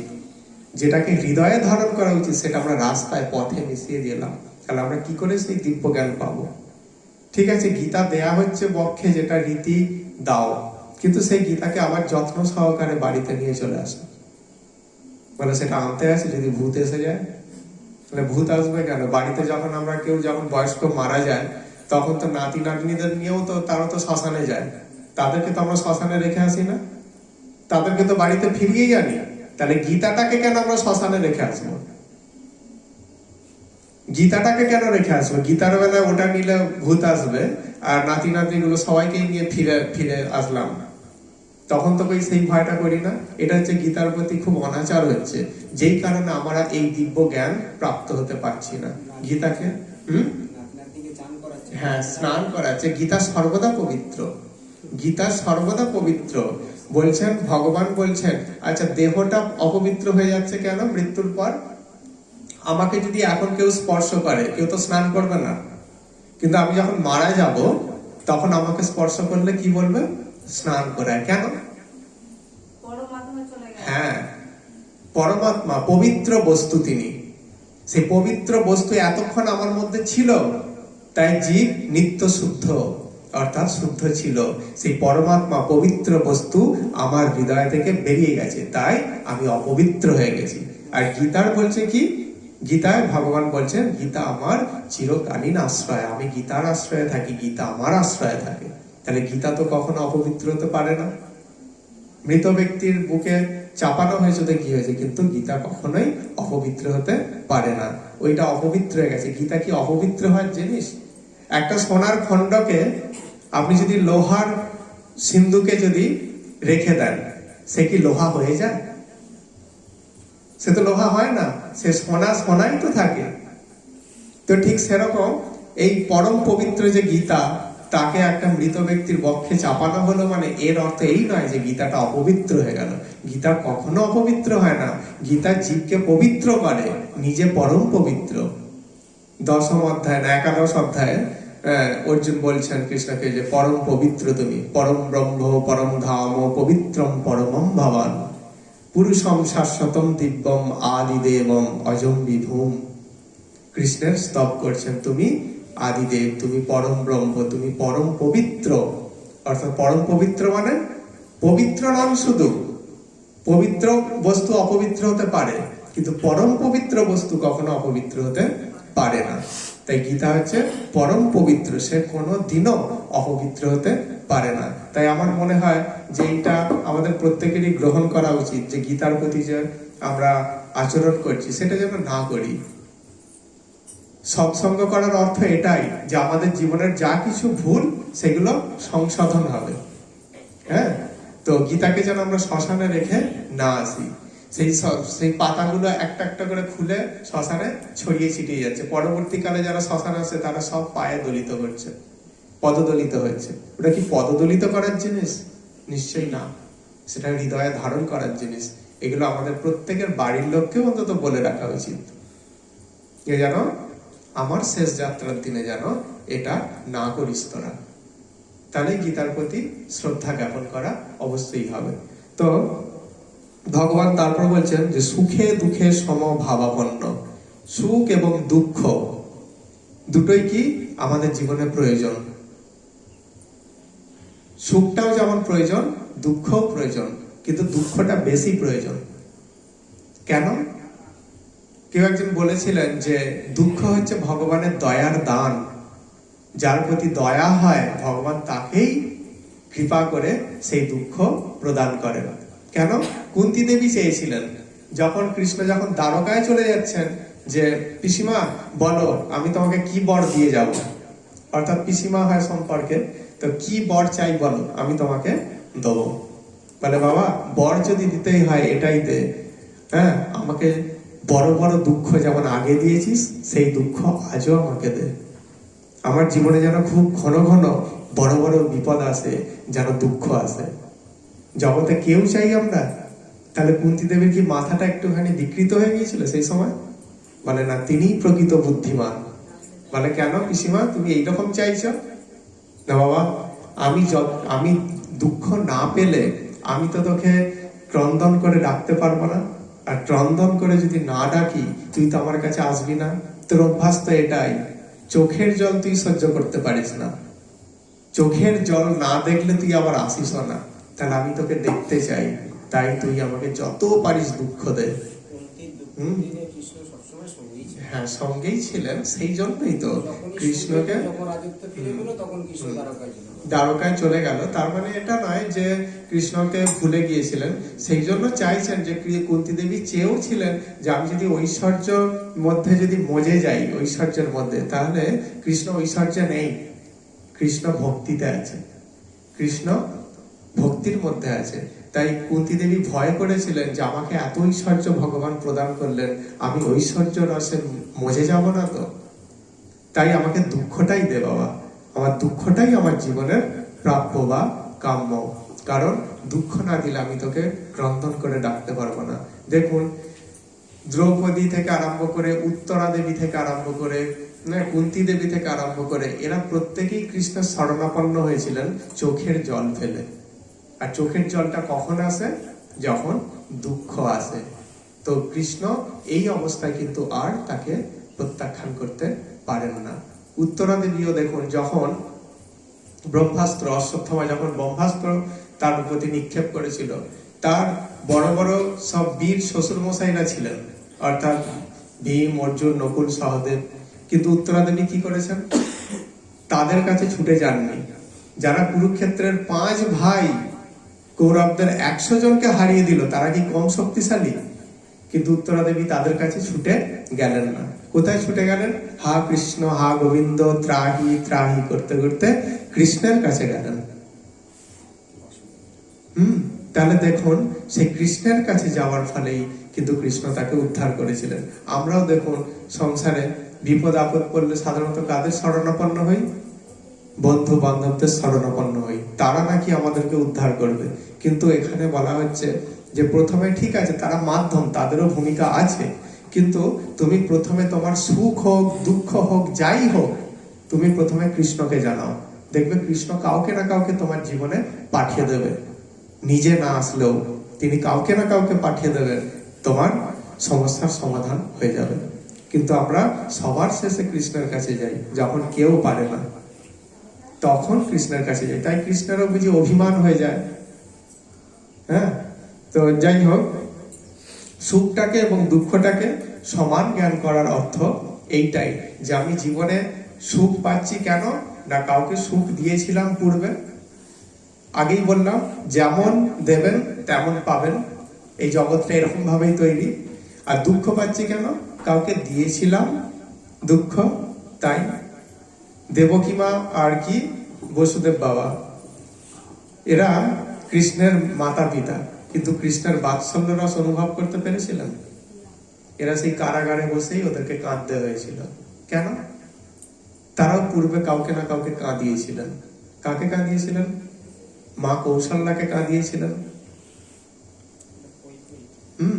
হ্যাঁ, কৈকেয়ী হয়েছিলেন, কৈকেয়ী হয়ে কৌশল্যা দেবীকে তিনি কাঁদিয়েছিলেন। সেই কান্নাটা তাকে আজ ফিরে পেতে হচ্ছে। তাহলে কাঁদালে কাঁদতে হয়, এটা তো আমরা প্রত্যেকেই জানি, বা যেমন দেবে এই জগৎকে সেরকম। তাই মেনে নাও, জীবনে জীবনে সবটাই মেনে নাও। সুখ আসছে সেটাকেও মেনে নাও, দুঃখ আসছে সেটাকেও মেনে নাও, কারণ সুখ এবং দুঃখ দুটোই ভোগ করে আমাদের কর্মগুলো কি হচ্ছে না, খণ্ডন হচ্ছে। সবকিছুই মেনে নেওয়া উচিত। চৈতন্য মহাপ্রভু আমাদেরকে সেই শিক্ষা প্রদান করছেন কি না, তৃণাদপি শনিচেন তরুরপি সহিষ্ণু। তরুর মতো সহ্য ক্ষমতা। ব্যক্তিগত জীবনে তুমি যা পাচ্ছ সেটাকে সহ্য করো। কেন না, তোমারই ভালো হচ্ছে। কেন না, তোমার কর্মফলটা, কর্মের যে ফল সেটা ভোগ হচ্ছে। কর্মের ফল ভোগ না হওয়া পর্যন্ত আমরা সেই ধামে ফিরতে পারবো না। ঠিক যেমন আমাদের যদি জেল হয় কারো, তার জেলের মেয়াদ শেষ না হওয়া পর্যন্ত সে কি তার আনন্দময় ঘরে ফিরতে পারে? পারে না তো, তাকে ততদিন ওখানেই থাকতে হয়। তাই এই যে সুখ এবং দুঃখ তুমি ভোগ করছো, কৃষ্ণকে নিয়েই সেটা ভোগ করো। কৃষ্ণ সুখেও কৃষ্ণকে ভুলো না, আর দুঃখেও কৃষ্ণকে ভুলতে যেও না। তাকে নিয়ে তুমি ভোগ করো। যদি অসহ্য হয় সেই দুঃখ বা কষ্ট, তাহলে কৃষ্ণের কাছে ক্রন্দন করো। জেলে এক ব্যক্তির মেয়াদ হয়েছে কত না 5 বছরের জেল। সে যদি জেলের মধ্যে ভালো কাজ করে কি হয়, কিছুদিন আগেই তাকে ছেড়ে দেওয়া হয়, যেই ব্যক্তি ভালো কাজ করেছে।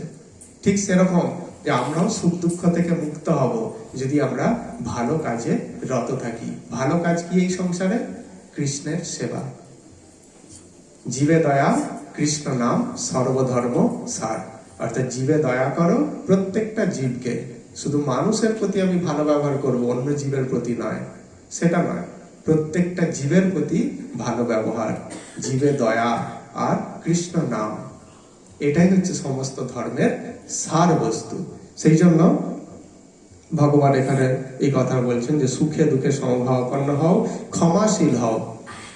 জীব হ্যাঁ, জীবে দয়া হ্যাঁ, আর কি বলছেন?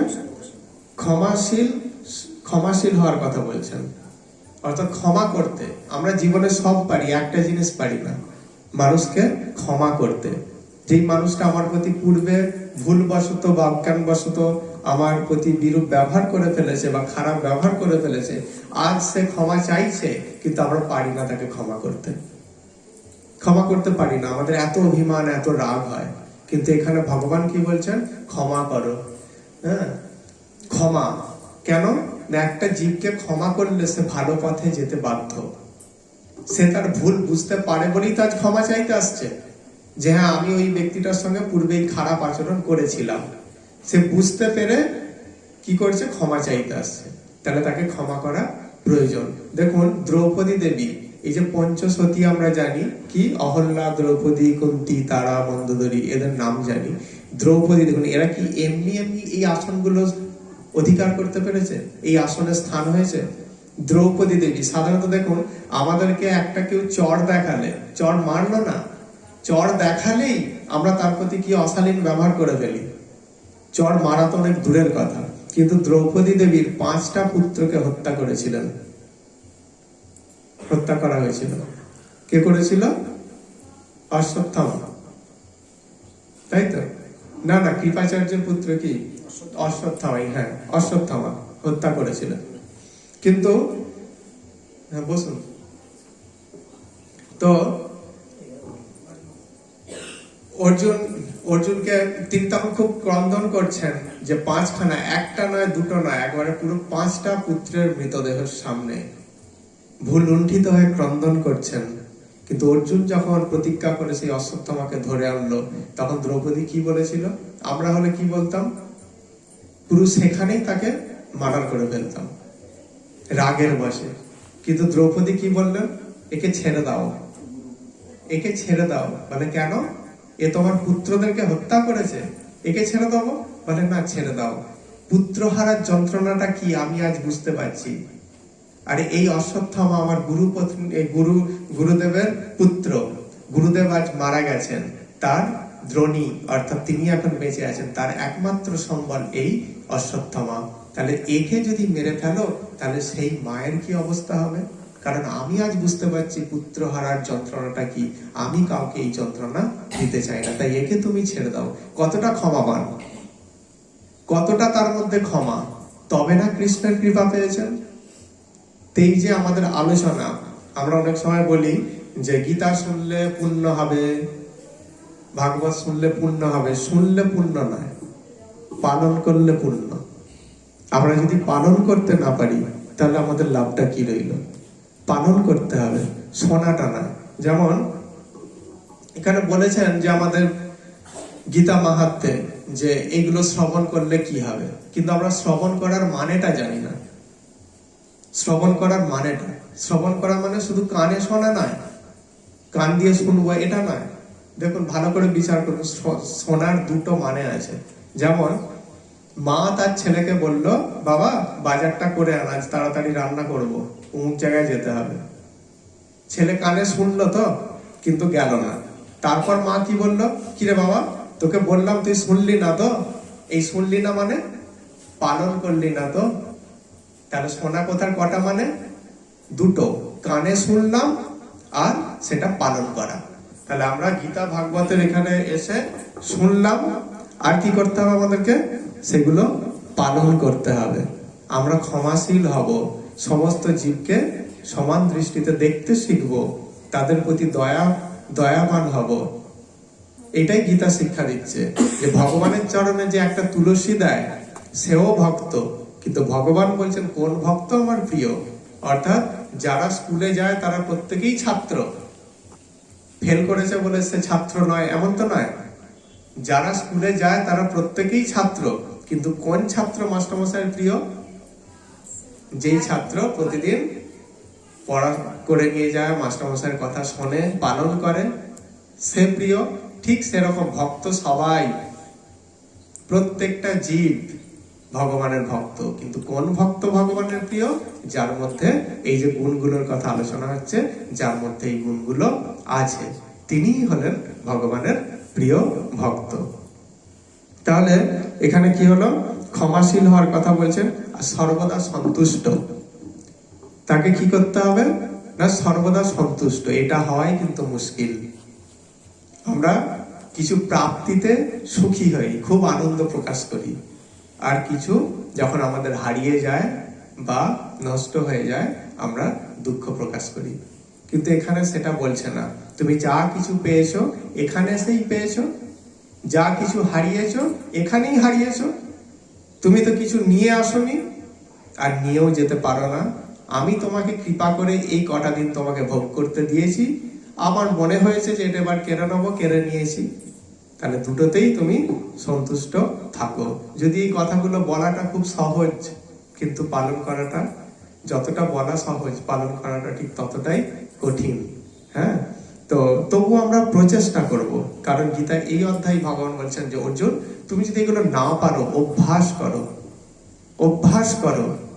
হ্যাঁ, গীতাকে সবসময় হৃদয়ে ধারণ করে রাখতে হবে।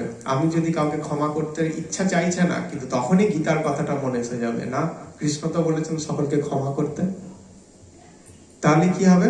আমাকে ক্ষমা করতে ইচ্ছা হবে, বা আমি ক্ষমা করতে পারবো তাকে। তো সেই জন্য আলোচনার উদ্দেশ্য এটাই, যে এখানে ক্ষমাশীল হতে বলছেন, আবার সর্বদা সন্তুষ্ট থাকতে বলছেন, সুখে দুঃখে সমভাবাপন্ন। ব্রহ্মভূত স্তরে অবস্থিত হলে কি বলছেন এখানে 18 নম্বর অধ্যায়ে, ব্রহ্মভূত প্রসন্নাত্মা ন সচুতি ন কাঙ্ক্ষতি সম সর্বেষু ভূতেষু মদ ভক্তি লভতে পরাম। আমার যে ভক্তি কে লাভ করতে পারে?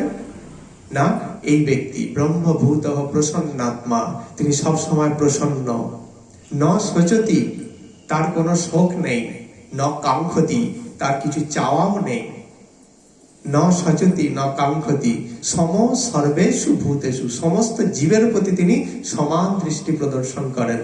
সম সর্বেষু ভূতেষু, এই অবস্থায় পৌঁছাতে পারলে তবেই কি হবে না, মদ ভক্তি লভতে পরাম, আমার পরম ভক্তি লাভ করে আমার পরম ধামে সে পৌঁছাতে পারবে। নচেত নয়। যতদিন না পাচ্ছি ততদিন কি হবে? এই জড়জগতে 84 লক্ষ জনিতে আমাদেরকে ভ্রমণ করতে হবে। কখনো মানুষ, কখনো পশু, কখনো পক্ষী, কখনো কীট, কখনো পতঙ্গ, এই রূপে আমাদেরকে ভ্রমণ করতে হবে। সেই জন্য বলছেন বহুজনী ভূমিনাথ লইনু শরণ, আমাদের এইটা বলা উচিত। আমরা কত জন্ম ভ্রমণ করছি, বহুজনী ভ্রমণ করতে করতে আমি ক্লান্ত। এবার কি করতে হবে আমাকে? প্রভু তোমার শরণ নিলাম। শরণ নেওয়ার অর্থ, তুমি যে নির্দেশগুলো আমাদেরকে দিচ্ছ আমি পালন করব। এই শরণ নিলাম, তুমি আমাকে কৃপা করো। আর কি করতে হবে? সর্বদা ভক্তি যোগে যুক্ত হতে হবে। ভক্তি যোগে, ভক্তির বাইরে অভক্তিমূলক কিছু জিনিস কার্যকলাপ করা যাবে না। ভগবানকে লাভ করা একটু কষ্টকর, কারণ কথাতেই আমরা কথায় কথায় বলি যে কষ্ট করলে কেষ্ট পাবে। কথাটা আমরা প্রায় বলে থাকি। কি কথাটা? না, কষ্ট করলে কেষ্ট পাবে। তাহলে কথাতেই আছে। তাহলে সেই কৃষ্ণকে পেতে গেলে কিন্তু খুব একটা সহজ পন্থা নয়। যদিও সহজ, পালন করলে মানে অঙ্কটা কঠিন হলেও 2-4 বার অনুশীলন করতে করতে সেটা সরগর হয়ে যায়, অর্থাৎ সহজ হয়ে যায়। ঠিক সেরকম এগুলো আপাত দৃষ্টিতে মনে হচ্ছে খুব শক্ত, কিন্তু প্রকৃতপক্ষে 2-4 বার বা এইটা অনুশীলন করতে করতে কিন্তু এগুলো কি হয়ে যায়? খুব সহজ হয়ে যায় আমাদের জীবনে। তো ভগবান সেই জন্য বলছেন সর্বদা ভক্তি যোগে যুক্ত। আমরা কথায় কথায় একটা বলি যে ভক্তি থাকলেই সব হবে, অত কিছু করার দরকার নেই। আসলে আমরা কি জানি ভক্তি কথাটার মানে কি? ভক্তি কাকে বলে? ভক্তি কাকে বলে? ভক্তির সংজ্ঞাটা কি আমাদের জানা তো প্রয়োজন, তবে তো আমরা বলবো যে ভক্তি থাকলেই সব হবে। এটা তো ঠিকই বলে কথাটা, ভক্তি থাকলেই সব হবে, হ্যাঁ। কিন্তু ভক্তি কথাটা কি? শাস্ত্রে ভক্তির সংজ্ঞা দিচ্ছে ভক্তি কাকে বলে। কি বলছে না, ঋষিকেন ঋষিকেশ সেবনম ভক্তির উচ্চতে। ভক্তি কাকে বলে না, সমস্ত ইন্দ্রিয় দিয়ে ভগবানের সেবা করাকেই বলা হয় ভক্তি। কিন্তু আমরা সমস্ত ইন্দ্রিয় দিয়ে কার সেবা করছি? এই জড় দেহটার সেবা করছি, জড় দেহের সেবা করছি সমস্ত ইন্দ্রিয় দিয়ে। কিন্তু না, এখানে কি বলছেন? ভক্তির সংজ্ঞা এটাই, সমস্ত ইন্দ্রিয় দিয়ে যেন ঋষিকেশ ভগবান শ্রীকৃষ্ণের সেবা করা হয়, সেটাই হচ্ছে ভক্তি। আচ্ছা, এটা কি সম্ভব সমস্ত ইন্দ্রিয় দিয়ে, হাত কান পা চক্ষু কর্ণ নাসিকা জিহ্বা ত্বক যা আছে সব দিয়ে ভগবানের সেবা করা? বলে হ্যাঁ সম্ভব। ভাগবতে অম্বরীশ মহারাজের চরিত্রে তিনি বলছেন কি না, দেখুন আমরা সাধারণত বলি আমার এত বিঘা জমি, হ্যাঁ আমার মরার টাইম নেই, আমি কখন কৃষ্ণ সেবা করব, সমস্ত ইন্দ্রিয় দিয়ে দিয়ে আবার, হ্যাঁ কি করে সম্ভব? জম আসলেও আমাকে বলতে হবে যে একটু পরে আয় বাবা, এখন আমার যার টাইম নেই, তাহলে আমি কৃষ্ণের সেবা করব কি করে? কিন্তু অম্বরীশ মহারাজের কথা দেখুন, তিনি ছিলেন সমগ্র পৃথিবীর রাজা, তাহলে তার মাথায় কতটা চাপ। আমাদের যদি 10 বিঘা জমি থাকে বা 20 বিঘা জমি থাকে, তাতে যদি আমরা বলি যে আমার খুব চাপ মাথায়, আমরা পারবো না এত কৃষ্ণ সেবা করে, তাহলে তার মাথায় কতটা চাপ। তিনি একটা রাজ্যের নয়, একটা দেশের নয়, সমগ্র পৃথিবীর রাজা ছিলেন, যাকে বলে সসাগরা পৃথিবীর রাজা। তাহলে তিনি কি করেছেন? তিনি রাজা হওয়ার সত্ত্বেও তিনি তার সমস্ত ইন্দ্রিয় দিয়ে ভগবানের সেবা করেছেন। তিনি কি করছেন? চক্ষু দিয়ে কি করেছেন? ভগবানের রূপ দর্শন করেছেন, সমস্ত মানুষের মধ্যে কৃষ্ণকে দর্শন করেছেন। কিন্তু আমরা আমাদের চোখ দিয়ে কি করি? লোকের দোষগুলো শুধু দেখি, দোষগুলো। একটা মানুষের 100টার মধ্যে 99টা গুণ আছে, কিন্তু একটা দোষ আছে। আমাদের চোখ এত, চোখের জ্যোতিটা কম, কি বলবো, মানে 99টা গুণ আমরা দেখতে পাই না, একটা দোষ নিয়ে আমরা গোটা পাড়া মাথায় করি। তাহলে আমাদের চোখের তো একটা দোষ। এটা কি বলছেন? মানুষের গুণ দেখো, তবে তো গুণবান হবে। আমি যদি আপনার বাড়িতে এসে দেখি যে আপনার বাড়িতে সুন্দর ডালিয়া ফুল হয়েছে শীতকালে, তবে তো আমারও ইচ্ছা হবে আমার বাড়িতে ডালিয়া ফুলটা বসাই। তাহলে আমি যদি দেখি আপনার মধ্যে এই গুণটা আছে, তাহলে সেই গুণটা তো সংগ্রহ করতে আমারও ইচ্ছা হবে। তাহলে মানুষের গুণ দেখো, দোষ নয়। প্রত্যেকটা জীবের মধ্যে কৃষ্ণকে দর্শন করতে শেখো, তাহলেই কি হবে? চোখ দিয়ে ভগবানের সেবা হয়ে যাবে। অম্বরীশ মহারাজ সেটাই করেছিলেন, চক্ষু দ্বারা ভগবানের সেবা এইভাবে করেছিলেন। কর্ণ দ্বারা কি করেছিলেন? আমাদের কান কি শুনতে চায়, পাশের বাড়িতে কি নিয়ে ঝগড়া হলো, কি হয়েছে, ওদের ছেলেটা কি করলো, ইত্যাদি ইত্যাদি নানা রকম এই কথাগুলো আমাদের কান শুনতেই থাকে, মানে শোনার জন্য কান একবারে পুরো অস্থির হয়ে থাকে। কিন্তু কানের এটা অপব্যবহার হয় এর ফলে। কিন্তু কানের ব্যবহার করতে বলছে, কৃষ্ণ সেবা লাগাতে বলছে। কি করে না, এই যে আপনারা যেটা করছেন এখন, কি করছেন? কানটাকে কৃষ্ণ সেবায় লাগাচ্ছেন। কেন না, কৃষ্ণের কথা বা কৃষ্ণের উপদেশ আপনারা মনোযোগ সহকারে শ্রবণ করছেন। তাহলে এই শোনার মধ্য দিয়েই কিন্তু ভগবানের সেবা হয়ে যাচ্ছে। তাহলে কানটাকেও ভগবানের সেবায় লাগানো যায়। তাহলে কৃষ্ণ কথা শ্রবণ করো, ভালো কথা শ্রবণ করো। চক্ষু, কর্ণ, নাসিকা, নাক দিয়েও কিন্তু ভগবানের সেবা করা যায়। নাক দিয়ে কিভাবে করবেন?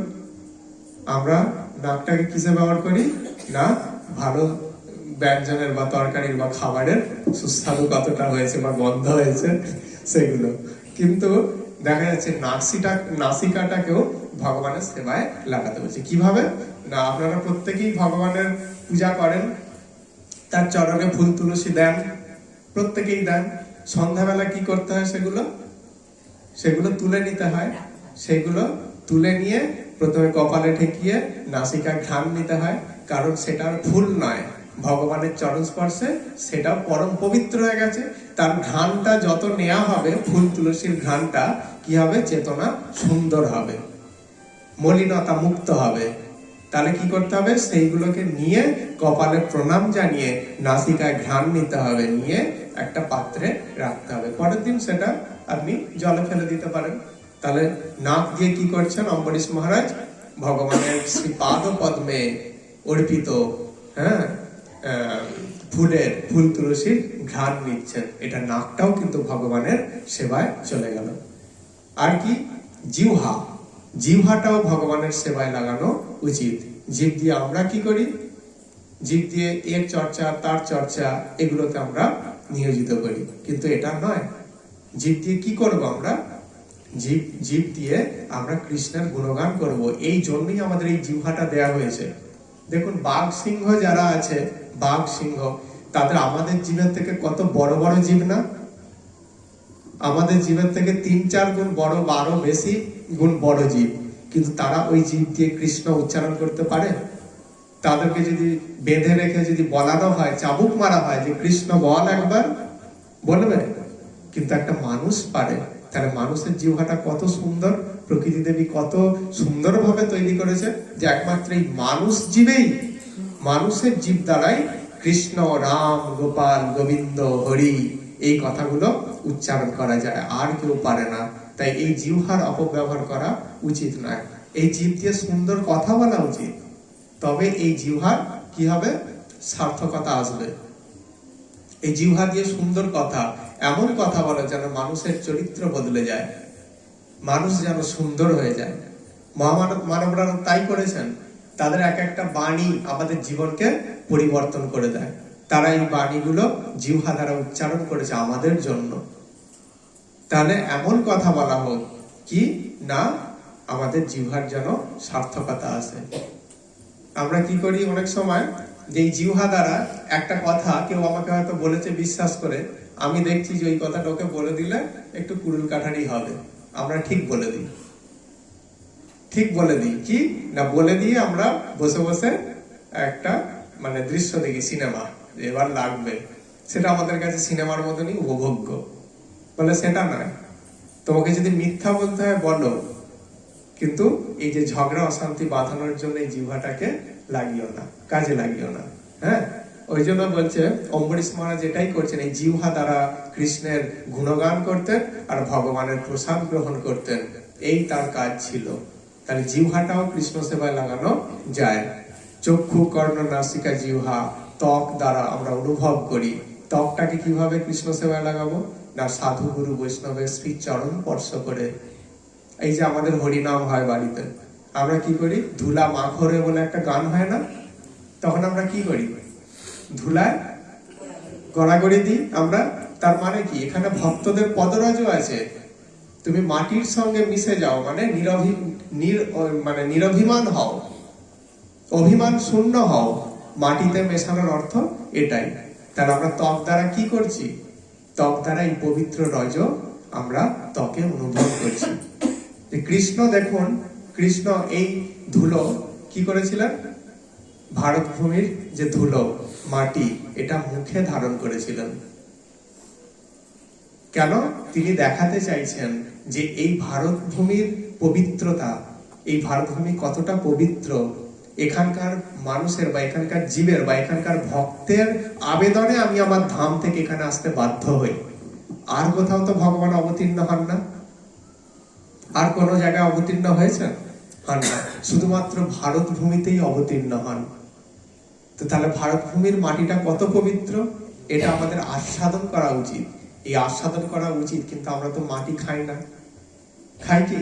সেই জন্য কি করা হয়? চৈতন্য মহাপ্রভু যে আমাদের নিয়ম করে দিয়েছেন কি, বাতাসা ছড়িয়ে দাও। তাহলে বাতাসা এমনি মাটি না খাক, বাতাসা ছড়িয়ে দিলে কি হবে? একটু ধুলো লাগবে, তাহলে সেটা আমরা খাবো। কেন বাতাসা গুলো হাতে হাতে দেওয়া যেত না, ছড়িয়ে দিতে হবে? মানে যুক্তিটা এটাই যে মানুষ সাধারণত মাটি খাবে না, তাই ছড়িয়ে দাও, যতটুকু মাটি লাগে সেটাই পবিত্র। ভারত ভূমির মাটি এমনই। ওই জন্য বলছেন যে ভারত ভূমিতে হইল মনুষ্য জন্ম যার, জন্ম সার্থক করি করো বড় উপকার। তোমার অন্য জায়গায় জন্ম হয়নি, তোমার এই পবিত্র ভারত ভূমিতে জন্ম হয়েছে, তাই তুমি জন্মটাকে সার্থক করো এইটা করে। আর কি বলছেন, কিন্তু সেটা আমরা করি না বলে আমাদের আচার্যরা আবার আক্ষেপ করছেন। এমনও দুর্লভ মানব দেহ পাইয়া কি করো ভাবনা কেহ। এই দুর্লভ মানব জন্ম লাভ করে তোমরা কি করছো কেউ কিন্তু ভাবছো না, এই কথাটা বলছেন। তাহলে কি হলো, চক্ষু কর্ণ নাসিকা জিহ্বা ত্বক এগুলো দিয়ে আমরা ভগবানের সেবা করতে পারা যায়। আর কি, আর কর্মেন্দ্রিয় গুলো আছে, পা দিয়েও আমরা ভগবানের সেবা করি। হয়তো বলো কিভাবে পা দিয়ে সেবা করবো, আপনারা তো আজকে তাই করেছেন, পা দিয়ে হেঁটে হেঁটেই তো এখানে কৃষ্ণের কথা শ্রবণ করতে এসেছেন, তাহলে পাটাও কৃষ্ণ সেবায় কি লাগলো না? অম্বরীশ মহারাজ সেটাই করতেন, যে কি পদ দ্বারা অর্থাৎ তার দুই শ্রীচরণ দ্বারা তিনি সমগ্র তীর্থ ভ্রমণ করতেন, মন্দির পরিক্রমা করতেন, কৃষ্ণ কথা শ্রবণ করতে যেতেন, সাধু সঙ্গ করতে যেতেন। তাহলে পাটাও কিন্তু ভগবানের সেবায় চলে যায়। হাত দুটো দিয়েও ভগবানের সেবা করা যায়। কি, ভগবানের জন্য তুলসী চয়ন করলাম, তার জন্য পুষ্প চয়ন করলাম, তার জন্য রন্ধন করলাম, তার মন্দির মার্জন করলাম, তাহলে হাত দিয়েও কিন্তু সেটা করা যায়। মানে এইভাবে দেখা যায় যে প্রত্যেকটা ইন্দ্রিয় দিয়ে ভগবানের সেবা করা যায়। এটাই হচ্ছে ভক্তি। মুখে ভক্তি কথাটা বললেই কিন্তু ভক্তি হয়ে যায় না। আমরা যতক্ষণ না এই সমস্ত ইন্দ্রিয় দিয়ে মন দিয়েও ভগবানের সেবা করা যায়। আমি মনে মনে কি কল্পনা করি, কি ভাবি, ওই ব্যক্তিটা আমার থেকে বড় হয়ে যাচ্ছে, ওকে কিভাবে ডাউন করা যায়, এই চিন্তা। কিন্তু এইটা নয়, মনের দ্বারা তুমি এটা করো, এই ব্যক্তিটা অধঃপতনের দিকে যাচ্ছে, তাকে কিভাবে কৃষ্ণ পথে আনা যায়, মনের দ্বারা চিন্তন করো, কৃষ্ণের সেবা করো, কিভাবে কৃষ্ণকে সাজাবো, মনের দ্বারাই তো চিন্তা করব। আজ বাড়িতে হরিনাম হয়েছে, কি মালা আনলে আমার কৃষ্ণকে ভালো লাগবে, যত দাম হোক আমাকে চিন্তা করতে হচ্ছে কোন ধূপটা নেব, আমাকে চিন্তা করতে হচ্ছে যে কোন ধূপটা নেব, ভালো সুন্দর সুগন্ধ, কোন ফুল দিয়ে সাজাবো, কোনখানটা হরিনাম হবে, কোনখানটা ভক্তরা বসবে। তাহলে এটা কিসের চিন্তা, কি দিয়ে চিন্তা করছি, মন দিয়ে। তাহলে মনটাও কৃষ্ণ সেবায় নিযুক্ত হয়ে গেল। আর কি, বুদ্ধি, আমাদের বুদ্ধি কত খারাপ খারাপ কাজে আমরা ব্যয় করি, ওই ব্যক্তিটাকে কিভাবে আরো শায়েস্তা করতে পারবো ইত্যাদি ইত্যাদি। কিন্তু বুদ্ধিটা কিসে প্রয়োগ করা উচিত, বুদ্ধিটা কৃষ্ণ পরম তত্ত্ব জ্ঞান অনুসন্ধানে নিয়োগ করা উচিত। সেই কথাই বলছে যে মন বুদ্ধি সবকিছু আমাদের অর্পণ করতে হবে, সমস্ত কিছু। তাহলে কি হলো, সর্বদা ভক্তিযোগে যুক্ত। এখন ভক্তিযোগে যুক্ত, এখন আলু বসানোর টাইম, তাই তো। তো মাঠে গিয়ে কি আমি কোদাল ফেলে দিয়ে কি হরিনাম বলে দুহাত তুলে কি চিৎকার করব, সেটা কি সম্ভব নয় তো। এই যে মানুষের আলু বীজ কাটা নিয়ে এখন ব্যস্ত, কেন আলু বীজ কাটছেন, হাতটা কাজ করছে, মুখটা তো ফাঁকা আছে, মুখটা ফাঁকা আছে, তো আপনি কৃষ্ণ বলতে পারবেন না। আলু বীজ কাটতে কাটতেই দেখবেন সেই আলুতে কত করে ফলন হয়, দেখে নেবেন। এবছর একটু পরীক্ষা করে দেখুন না, পরীক্ষা করে দেখুন। তাহলে কি হচ্ছে, আলু বসাতেই কৃষ্ণ উচ্চারণ করতে পারি না। কাজ তো করছে দেহটা, কিন্তু জীবটা তো ফাঁকাই আছে, বা মনটাও তো ফাঁকাই আছে, কৃষ্ণ কৃষ্ণ বলতে পারি না। মহাত্মারা যারা আছেন তারা কিন্তু অনেকেই সংসারী ছিলেন, কিন্তু সংসারে থেকেও তারা হরিভজন করেছেন। কিভাবে করা যায় সেটা কিন্তু আমাদেরকে সংসারী বললে হবে না, দুটো করে বিবাহ ছিল সবার। তাও ছিল অনেকের, কিন্তু তারা সেখানে আসক্ত হননি, ঠিক আছে, নিরাসক্ত ভাবে সংসার করেছেন, তাদের উদ্দেশ্য ছিল আলাদা। তো যাই হোক, তাহলে কি হচ্ছে না, ভক্তি যোগে যুক্ত হতে হবে সব সময়। ভক্তিযোগে যুক্ত না হলে আমরা কখনোই কিন্তু দুঃখ কষ্টের হাত থেকে মুক্ত পেতে পারি না। একটাই পথ, একটাই রাস্তা আমাদের, ভক্তিযোগে যুক্ত। আর কি? সংযত স্বভাব। ভক্তের আচরণ কিরকম হবে? সংযত। সে খুব সংযমী হবে, সমস্ত ইন্দ্রিয়গুলোকে তিনি সংযম করবেন, তার ক্রোধ থেকে আরম্ভ করে সমস্ত কিছু দিক থেকে। সংযত না হলে কিন্তু হবে না। আমার মুখে যা এসে গেল আমি বলে দিলাম, বলে না, সে তোমাকে বলতে পারে, তুমি বলতে পারো না। তাহলে কি হলো না, সংযত স্বভাব হতে হবে, দৃঢ় সংকল্পযুক্ত। সংকল্পটা দৃঢ় হতে হবে। কি না, আমাকে কৃষ্ণকে ধরতে হবে এবং বাঁধতেই হবে। মা যশোদা দৃঢ় সংকল্প ছিল, তো তাই তো বাঁধতে পেরেছেন যে আমি কৃষ্ণকে ধরবো এবং বাঁধবই। ঘেমে যাচ্ছেন, হ্যাঁ, তার কপাল থেকে ঘাম ঝরে ঝরে পড়ছে, কিন্তু না, আমার যাই হোক আজকে তোকে আজকে আমি বাঁধবই।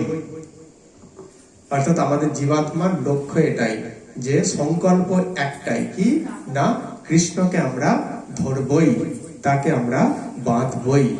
এই যে সংকল্প, দৃঢ় সংকল্প। কিন্তু আমাদের সংকল্প কিসে থাকে? অন্য জায়গায়। ওই জমিটা বিক্রি হচ্ছে, 10,000 টাকা বাড়িয়ে হলেও আমি কিনবই, সংকল্পটা আমাদের সেখানে। কিন্তু এখানে এই সংকল্প নয়, কৃষ্ণকে আমরা ধরবই, এইটা হচ্ছে প্রকৃত সংকল্প। সেই জন্য ভগবান এখানে বলছেন যে দৃঢ় সংকল্প যুক্ত হও, এবং যার মন এবং বুদ্ধি আমাতে অর্পিত। মন বুদ্ধি সবকিছু আমাতে অর্পণ করা হয়ে গেছে। তার মন আমার কথা ছাড়া আর অন্য খারাপ কিছু কথা ভাবে না। বুদ্ধিটাও তাই, আমাকে সমস্ত কিছু অর্পণ করেছেন। তিনিই হলেন আমার প্রিয় ভক্ত। তাহলে কি হলো? প্রিয় ভক্তের বৈশিষ্ট্য কি, গুণ কি না, সুন্দর তিলক সেবা বা সুন্দর বসন করতে পারলে কিন্তু সেটা ভক্তের গুণ নয়। কারণ এই কলিযুগ এমনই, হয়তো একটুখানি শুনতে খারাপ লাগলেও কিন্তু এটাই সত্য, যে কলি কিন্তু সমস্ত জায়গায় অবস্থান করে। কলি সমস্ত জায়গায় অবস্থান করছে।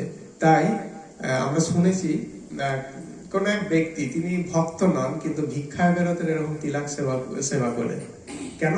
তিলকটা সেবা করলে মানুষ ভাববে যে ভক্ত, তাহলে আমাকে দুটো বেশি করে দেবে।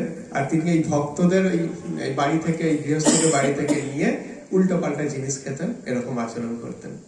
তাহলে কি আপনি তিলক দেখে তাকে ভক্ত ভাববেন? না, এটা কিন্তু বলছে না। কি দেখে? তার আচরণ দেখে, অর্থাৎ তিনি শাস্ত্রের নির্দেশকে কতটা মানতে পারছেন সেই দেখে কিন্তু ভক্ত।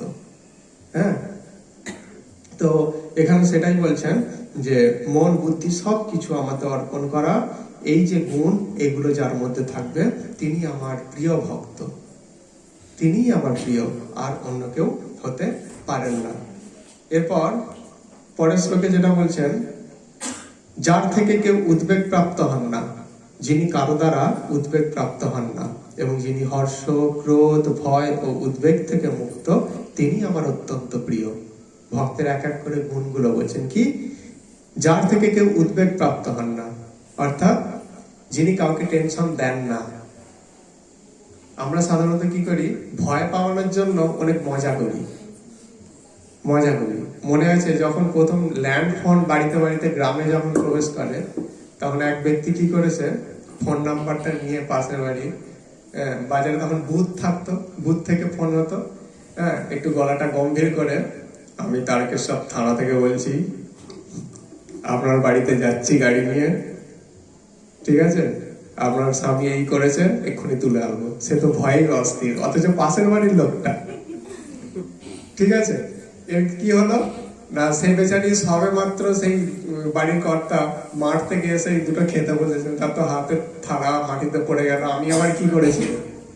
আমাকে থানা থেকে, তারকেশ্বর থানা থেকে পুলিশ আসছে, আমাকে নাকি ধরে নিয়ে যাবে, এক ভ্যান পুলিশ আসছে, কি করেছি তার তো মনেই পড়ছে না। অথচ এটা হচ্ছে একটা নিছক মজা। ঠিক আছে, এবার পুলিশ তো আর আসে না, অনেকক্ষণ হয়ে গেল। সেই ব্যক্তি বাজার থেকে এসে বলছে, কিরে তোর বাবা কি করছে? মানে সে তো বুঝতে পারছে আমি তো পিন খাইয়ে দিয়েছি এখানে।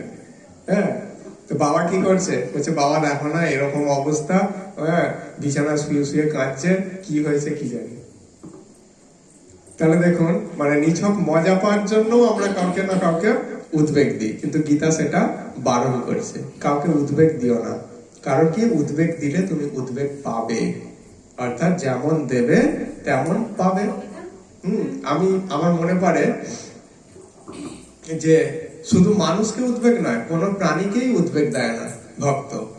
যেমন আমাদের বিনগ্রাম যে মঠটা আমাদের বিনগ্রামের যে মঠ, ওটা আপনারা দেখেননি আগে, একটা ছোট্ট নাট মন্দির ছিল, আর চারপাশটা একটু ঘাস বন জঙ্গল হয়েই থাকতো। তো ওখানে একদিন আমরা নাট মন্দিরে দীক্ষার পর গিয়ে কয়েকজন ভক্তের সঙ্গে কথা বলছি, আর বাঁধ থেকে একটু ঢাল হয়ে নামতে হয়, নেমে তারপর মঠ। সেখানে এক ভক্ত দুপুরবেলায় আসছেন, উনি সাইকেলটা বাঁধের গায়ে রেখে উনি ঘাস বন পেরিয়ে পেরিয়ে আমাদের কাছে আসলেন। আমরা জিজ্ঞাসা করলাম, প্রভু ওখান দিয়ে আসলেন, রাস্তা দিয়ে না? বলছে রাস্তা দেখা একটা কুকুর শুয়ে আছে, তো এবার মানে গাছতলায়, সেখানে ঠান্ডায় শুয়ে আছে, এবার আমি যদি সাইকেলটা নিয়ে তার উপর দিয়ে ওখান দিয়ে আসি, সে তো ভয় পেয়ে যাবে বা তার ঘুমে বিঘ্ন ঘটবে। তো আমি চাইলাম না ওটা, ওই জন্য ওখান দিয়ে আসলাম। তাহলে দেখুন, তাহলে ভক্ত, আমরা মানুষের কথা ভাবি না, অথচ ভক্ত একটা কুকুরের কথাও ভাবছে, মানে তাকেও উদ্বেগ দিচ্ছে না। তাহলে এই যে জিনিসগুলো সত্যি আমার সেই ভক্তকে এখনো আমার প্রণাম জানাতে ইচ্ছা করে, যে সত্যিই তিনি আমার একটা বিশাল বড় গুরু, শিক্ষা গুরু। তিনি আমাকে এই শিক্ষাটা প্রদান করলেন যে কোনো জীবকেই, তার সঙ্গে তো এই গীতাতেও মিল আছে, ভক্ত তো গীতার বাইরে যেতে পারে না। তাহলে কি হচ্ছে না, তিনি কাউকে উদ্বেগ দেন না, আর কারো থেকে উদ্বেগ প্রাপ্তও হন না, অর্থাৎ তাকে কেউ ভয় দেখাতেও পারে না। কারণ কি না, তার মনে একটা দৃঢ় সংকল্প যে রাখবি মারবি জয় ইচ্ছা তুহারা, নিত্য দাস প্রতি তুয়া অধিকারা। অর্থাৎ প্রভু, আমি টেনশন করে কি করব, রাখবে রাখো, মারবে মারো, জয় ইচ্ছা তুহারা, অর্থাৎ তোমার যা ইচ্ছা, নিত্য দাস প্রতি তুয়া অধিকারা, অর্থাৎ আমি তোমার নিত্য দাস, আমার প্রতি অধিকার আছে তোমার। তুমি আমাকে দুঃখের সমুদ্রে হাউডুবু খাওয়াবে কি সুখের সমুদ্রে ভাসাবে, সেটা তোমার অধিকার আছে, তুমি যা ইচ্ছা করো, আমি কেবল তোমার নিত্য দাস, তাই আমার কোনো টেনশন নেই। এটাই হচ্ছে ভগবানের ভক্তের আরেকটা মহৎ গুণ বা বৈশিষ্ট্য। আর কি বলছেন, যা তিনি হর্ষ, ক্রোধ, ভয়, উদ্বেগ এগুলো থেকে মুক্ত, অর্থাৎ যেটা বললাম যে তিনি সম্পূর্ণভাবে ভগবত চরণে নিবেদিত প্রাণ, তাই তার কোনো ভয়ও থাকে না, দুঃখই থাকে না, মানে চোরে সবকিছু নিয়ে যাবে। তখন ভক্ত কি বলছে, প্রভু আমাকে এতদিন ভোগ করতে দিয়েছে, এবার যদি মনে করে যে চোরে নিয়ে গিয়ে সে ভোগ করবে, আমি তো রুখতে পারবো না। প্রভু যদি চান, তাহলে আমার ভয় করার কি আছে। মানে প্রভু তোমার সব আত্মীয় স্বজন বন্ধু বান্ধবকে মেরে ফেলবে, মানে প্রভুর জিনিস প্রভু নেবে, আমার কি করার আছে। তিনি যদি নেন, আমার তো অধিকার নেই তাকে বাধা দেওয়ার। অর্থাৎ তিনি কোনো কিছুতেই উদ্বেগ প্রাপ্ত হন না, ভয় করেন না। নারদ মুনিকে যখন ধরেছিলেন রত্নাকর দস্যু, নারদ মুনিকে ধরলেন, তখন নারদ মুনি তো একবারে নির্ভীক, তার কোনো ভয় নেই। এবার জিজ্ঞাসা করছে রত্নাকর দস্যু, আমাকে তুমি চেনো? অর্থাৎ কোনো ভয় দেখছে না তো, সেই জন্য বলছে আমাকে তুমি চেনো? বলে না। তুমি পরিচয় দাও। বলে আমি রত্নাকর দস্যু। রত্নাকর দস্যুর নাম শুনেই মানুষের বুক থেকে হৃৎপিণ্ড খুলে পড়ে যায় তখন। কিন্তু যখন ওই নাম শুনলো যে রত্নাকর দস্যু, তখন নারদ মুনির মধ্যে কোনো উদ্বেগ নেই। আচ্ছা, আমি নারদ, তুমি রত্নাকর, আমি নারদ। যেমন আলাপ হয় ঠিক সেরকম আলাপ করলো। তখন রত্নাকর আরো অবাক, আমার নাম শুনেছে পূর্বে, আমাকে দেখে ভয় করছে না? উন্মুক্ত তরোয়াল তার হাতে, ভয় করছে না? ভয় আবার কিসের, আমি তোমাকে মেরে ফেলতে পারি জানো? তাই তোমার এত ক্ষমতা আমাকে মেরে ফেলতে পারো? তুমি আমাকে মারতে পারো? তুমি জানো আমি কে? কে? আমি চিন্ময় ও শাশ্বত আত্মা, আমি এই দেহ নই। দেহটাকে মেরে ফেলা যায়, কিন্তু আত্মাটাকে কখনো মারা যায় না। অচ্ছেদ্যয়ম অদাহ্যয়ম, যে গীতার 2য় অধ্যায়ে বলছেন যে একে কোন রকম ভাবেই হত্যা করা যায় না। তাহলে আমি তো চিন্ময় আত্মা, আমি তো দেহ নই, তাহলে তুমি আমাকে মারবে কি করে? তাহলে নারদ মুনি কিরকম গীতার বাণী দিয়ে সেই রত্নাকর দস্যুকেও কিসে পরিণত করলেন? বাল্মীকি মুনিতে পরিণত করলেন। আজ আমরা বাল্মীকি মুনিকে সকলেই চিনি, জানি, কিন্তু রত্নাকর দস্যুকে অনেকেই জানি না। এটাই হচ্ছে সৎসঙ্গের প্রভাব। সৎসঙ্গ এমনই যে যে সৎসঙ্গ যদি ক্ষণিকের তরেও করা হয়, বলছেন চৈতন্য মহাপ্রভু যে সাধুসঙ্গ সাধুসঙ্গ সর্বশাস্ত্রে কয়, লবমাত্র সাধুসঙ্গ সর্বসিদ্ধি হয়। মানে লবমাত্র, অল্প পরিমাণের মধ্যেও যদি কেউ সৎসঙ্গ করে তাহলে কি হয়? তার চরম গতি হয়। তবে হ্যাঁ, একটা জিনিস, সাধুসঙ্গ করলেই হয়ে যায় না, কিছুটা পালন করতে হয়, কিছুটা পালন করতে হয়। যেমন এক ব্যক্তি বাণিজ্য করতেন, তখন তো বাণিজ্য বলতে এই গ্রাম থেকে ওই গ্রামে ঘুরে ঘুরে নগরে শহরে যাতায়াত করতে হতো। তো তিনি এইভাবে যাতায়াত করতেন আর ব্যবসা করতেন। তো ব্যবসা করতে করতে হয়েছে কি, একদিন রাত হয়ে গেছে আর খুব বৃষ্টি আরম্ভ হয়ে গেছে। তো উনি কোথাও আশ্রয় পাচ্ছেন না, দেখছেন এক জায়গায় ভাগবত পাঠ হচ্ছে। যেখানে ভাগবত পাঠ হচ্ছে সেখানে বেশ সুন্দরভাবে ছাওয়া আছে। উনি ভাবলেন যে এই ঝড় বৃষ্টির রাতে কোথায় যাব, তো ওখানে যাই, ওখানে গিয়ে কি হবে, থাকাও হবে, সময়টাও কেটে যাবে। অর্থাৎ ভাগবতকে ভালোবেসে নয়, হ্যাঁ, পরিস্থিতিতে পড়ে তিনি ওখানে গেলেন। তো ওখানে গিয়ে দেখছেন, শুনছেন, শোনার পর কি হলো, একটা কথা তার হৃদয়ে লেগেছে, কি না, এই দুর্লভ মানব জীবন লাভ করে সৎ গুরুর চরণাশ্রিত হতে হয়, হয়ে হরিভজন করতে হয়। এই কথাটা তার মনে লেগে গেছে যে সৎ গুরুর চরণাশ্রিত হতে হয়, তো হয়ে হরিভজন করতে হয়। তো এবার বাড়িতে এসে ভাবে দিনরাত, তো আমি তো দুর্লভ মানব জন্ম পেয়েছি, কিন্তু আমি তো সদ্গুরুর চরণাশ্রিত হলাম না, হরিভজনও করলাম না, কি হবে কি হবে। হ্যাঁ, তো দীক্ষা তো নেবো। ওই ব্যক্তি খুব কৃপণ ছিলেন, খুব কৃপণ। এবার বলছে দীক্ষা তো নেবো, আর গুরুদেব যদি এসে দক্ষিণা চায়, যদি বলে যে এই অনুষ্ঠান করো, ওই করো, সেই করো, তাহলে কি হবে? তো যাই হোক, বলেছে যখন আমি নেবই দীক্ষা বলে উনি একটা সদ্গুরুর চরণাশ্রিত হয়ে মানে দীক্ষা নিয়েছেন। নিয়ে সেই যে ওখান থেকে দীক্ষা নিয়ে বাড়ি ফিরেছে, আর গুরুর কাছে আর কোনোদিনও যান না। কেন? গুরুর কাছে গেলেই হয়তো বলবে আমাকে এই দাও সেই দাও, মন্দির হবে, টাকা দাও, এই বৈষ্ণব সেবা দাও, এই করো সেই করো, তাহলে ওই জন্য আর কোনোদিনও যান না। কিন্তু এইদিকে গুরুদেব ভাবছেন সেই ব্যক্তি এই তো দীক্ষা নিয়ে গেল, আর তো আমার কাছে কোনোদিনও আসেনি, যে বছরের পর বছর হয়ে যাচ্ছে।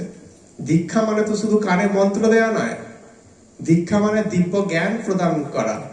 সেই দিব্য জ্ঞান যে তাকে আমি প্রদান করব, সে তো আমার কাছে আসেই না। তো একদিন চিঠি লিখলেন যে আমার সঙ্গে একবার দেখা করিস বাবা। তখন সেই চিঠিটা পেয়েই তার বুকের ভেতরটা ধড়ফড় করে উঠলো। কেন না, নিশ্চয়ই কিছু চাইবে, নিশ্চয়ই কিছু চাইবে, জানে আমি এত বড় ব্যবসায়ী, কিছু চাইবে। তো যাই হোক, গুরুদেব চেয়েছে, ডেকেছেন অনেকদিন পর, তো যেতেই হবে। কোন রকমের ভয়ে কাঁপতে কাঁপতে গেছে। তখন গুরুদেব তো অন্তর্যামী, সব গুরুদেব সত্যি অন্তর্যামী। তো উনি বললেন, দেখ বাবা, তুই দীক্ষা নিয়েছিস ঠিক কথা, কিন্তু ভগবানের সেবা একটু করতে হবে, ভগবানের সেবা। তো কি করে করব না, গুরুদেব জানেন খুব কৃপণ। বলছে দেখ, তোকে কিচ্ছু করতে হবে না, তুই মনে মনে ভগবানের সেবা দিবি, মনে মনে ভগবানকে রাজভোগ খাওয়াবি, কিনতে হবে না, কারণ কিনতে গেলে তো অনেক দাম। তুই মনে মনে ভগবানকে পরমান্ন খাওয়াবি, রন্ধন করবি, 10 তরকারি বা 10 ব্যঞ্জন এরকম তৈরি করে ভগবানকে ভোগ লাগাবি। হ্যাঁ, ঠিক আছে, মানে হ্যাঁ ঠিক আছে। এবার এইভাবে করবি। তখন কি হলো, তখন সে আনন্দে খুব মাতোয়ারা, আমার গুরুদেব সত্যিই ভালো, সত্যিই খুব ভালো, কারণ আমাকে একটা পয়সাও চাইলো না, অথচ একটা খরচও করালো না, মনে মনে সেবায়, একটা টাকাও খরচ হবে না। তো সেই ব্যক্তি প্রত্যেক দিন এসে কি করত, ভগবানের জন্য রন্ধন করতেন। কিরম ভাবে? মনে মনে, মনে মনে রান্না করছে, এই ভগবানের জন্য এই রান্না হলো, এই রান্না হলো করে কি হলো না, ভগবানকে ভোগ লাগাচ্ছে, ভগবান খাচ্ছে মনে মনে। এটা কিন্তু আসল সেবা, এটা আসল সেবা। আমরা ভগবানের জন্য বাড়িতে রন্ধন করছি, কিন্তু মনটা কোথায়? অন্য জায়গায়। কিন্তু এই কি করছে, মনে মনে রান্না করছে, কিন্তু মনটা কৃষ্ণের কাছে। তাহলে মনটা কৃষ্ণের কাছে থাকলে কি হবে, মন পবিত্র হবে। আমরা জব করছি কিন্তু মনটা কোথায়, অন্য জায়গায়। জীবটা বলছে হরে কৃষ্ণ বলে যাচ্ছে, কিন্তু মনটা কোথায়, অন্য জায়গায়। এর ফল নেই। হ্যাঁ, কিঞ্চিত পুণ্য ছাড়া আর কিছু নয়। আর পুণ্য আমাদের ভক্তদের কাম্য নয়, কারণ কৃষ্ণ গীতায় বলছেন যে ক্ষীণে পুণ্য মর্ত লোকম বিশন্তি, পুণ্য ক্ষয় হয়ে যায়। পুণ্য ক্ষয় হয়ে গেলে আবার এই মর্তলোকে ফিরতে হয়। তাই পুণ্য অর্জন করতে চেও না, স্বীকৃতি অর্জন করো কৃষ্ণ সেবার মধ্য দিয়ে, আমার সেবার মধ্য দিয়ে স্বীকৃতি অর্জন করো। পুণ্যটা আমাদের নয়। হ্যাঁ, তো যাই হোক, তাহলে ওই ব্যক্তি প্রতিদিন ওইরকম করতেন। করতে করতে করতে দিনের পর দিন, মাসের পর মাস, বছরের পর বছর এরকম ভাবে করতে করতে তার চেতনা এত পবিত্র হয়ে গেল যে একদিন তিনি যখন ওই যাবেন বাণিজ্য করতে, যে দেরি হয়ে গেছে এবং সেই দিন নাকি আসতেও খুব রাত হবে, তাহলে আমি এখন পরমান্ন রান্না করি, করে ভগবানকে ভোগ লাগাবো, আবার আসতে দেরি হয়ে যাবে, তখন কি হবে, আবার রান্না করতে হবে, আবার দিতে হবে। তাই ভগবানকে যখন ভোগ লাগাতে যাচ্ছেন তখন মনে মনেই অর্ধেকটা সরিয়ে রেখেছে, মনে মনে, যে এটা রাত্রেবেলা দেবো। তখন একটা দিব্য জ্যোতি হৃদয়ের মধ্যে আবির্ভূত হয়ে, একটা দিব্য রূপ আবির্ভূত হয়ে, এই কি করছিস, মনে মনে দিচ্ছিস, তাও আবার অর্ধেকটা দেখ, সবটা দেখ। হ্যাঁ, এরকম একটা কথা নাকি শুনতে পেল, আর একটা দিব্য রূপ একটা দর্শন করলেন। তখন তিনি কি করলেন, ছি, আমি কিসের প্রতি ধাবিত হচ্ছি, কোথায় ধাবিত হচ্ছি, অর্থ অর্থ অর্থ শুধু, কোথায় ধাবিত হচ্ছি? যার এত সুন্দর রূপ, তার সেবাকে পরিত্যাগ করে আমি কোথায় যাচ্ছি? তখন সে ব্যক্তি সবকিছুই ছেড়ে দিল, বাণিজ্য। তারপর থেকে সে সত্যিকারের সেবা করতে আরম্ভ করলো। তাহলে সৎগুরুর চরণাশ্রিত হওয়ার অর্থ এইটাই। কানে কানে শুধু মন্ত্র দিলে কিন্তু এটা হয় না, সহজিয়া। যেমন আর একটা গল্প আছে, বলছে এক ব্যক্তি সৎগুরুর সন্ধান করছিলেন, তো করতে করতে করতে এক গুরুদেবের কাছে গেছেন, গিয়ে বলছে মনে হয়েছে যে উনি সৎগুরুদেব, ভালো আচরণ দেখবে। তো যখন দীক্ষা নিলেন তখন বুঝতে পারলেন যে সৎ কি অসৎ। দীক্ষা নেওয়ার পর গুরুদেব বলছে, দেখ তুই আমার কাছ থেকে দীক্ষা নিয়েছিস, তোর আর কিচ্ছু দরকার নেই, জপের দরকার নেই, ধ্যানের দরকার নেই, তপের দরকার নেই, কিচ্ছু দরকার নেই। তুই আমার কাছ থেকে দীক্ষা নিয়েছিস মানে একবারে তোর গোলক বৃন্দাবন বৈকুণ্ঠ বাঁধা পাবি। ঠিক আছে, এবার বলেছে, তখন সেখানেই তো ধরা পড়ে প্রকৃত গুরু আর অপ্রকৃত গুরু। তো সে বুঝতে পেরেছে যে আমি সৎগুরু আমি পেলাম না।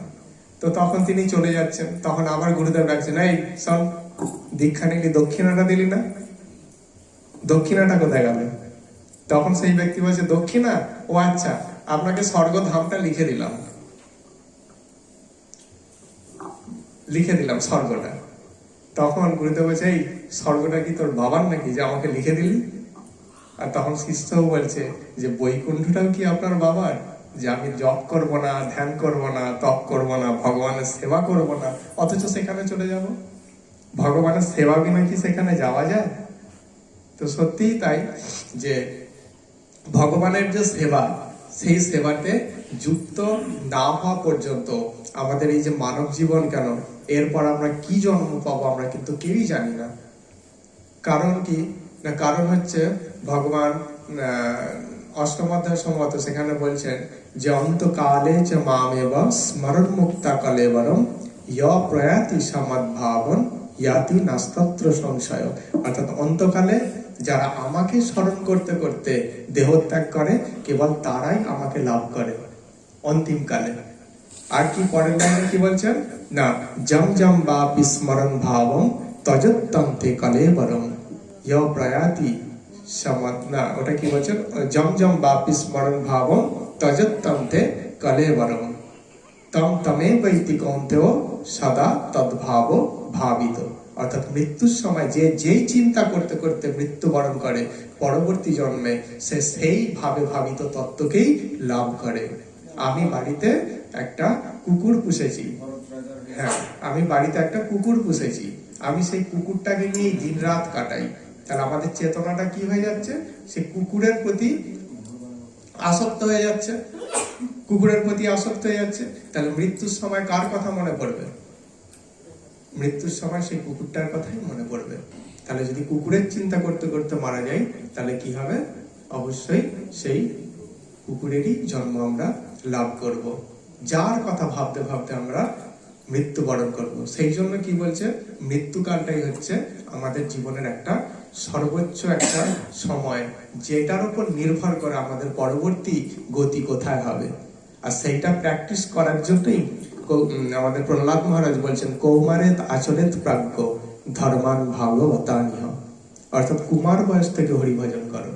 কুমার বয়স থেকে হরিভজন করলে কি হবে না, আমাদের চেতনাটা কৃষ্ণময় হয়ে যাবে। সারা জীবন আমরা যদি বিষয়ের চিন্তা করি, মৃত্যুর সময় বিষয়টাই মনে পড়বে, কৃষ্ণকে মনে পড়বে না। কারণ আমরা যা খাই সেটাই তো ঠেকুর ওঠে। আমরা যদি পেট ভর্তি করে মূলো খাই, তাহলে কি আমার সন্দেশে ঠেকুর উঠবে? উঠবে না তো। আর সন্দেশ খেলে সন্দেশের ঠেকুরটাই উঠবে। ঠিক সেরকম আমরা সারা জীবন যদি বিষয়ের চিন্তা করি, তাহলে মৃত্যুর সময় বিষয়টাই আমাদের মনে জাগরিত হবে। এত বড় বাড়ি, এত কিছু আমাকে ছেড়ে চলে যেতে হবে, বিষয়ের চিন্তা করতে করতে মারা যাচ্ছি। তাহলে পরবর্তীকালে সেই তারই জমিতে তাকে কেন্ন, শামুক ইত্যাদি হয়ে জন্মাতে হবে। সেই জমিতেই পূর্বে তারই জমি ছিল, আর সেই তারই জমিতে ওই সব হয়ে জন্মাচ্ছে।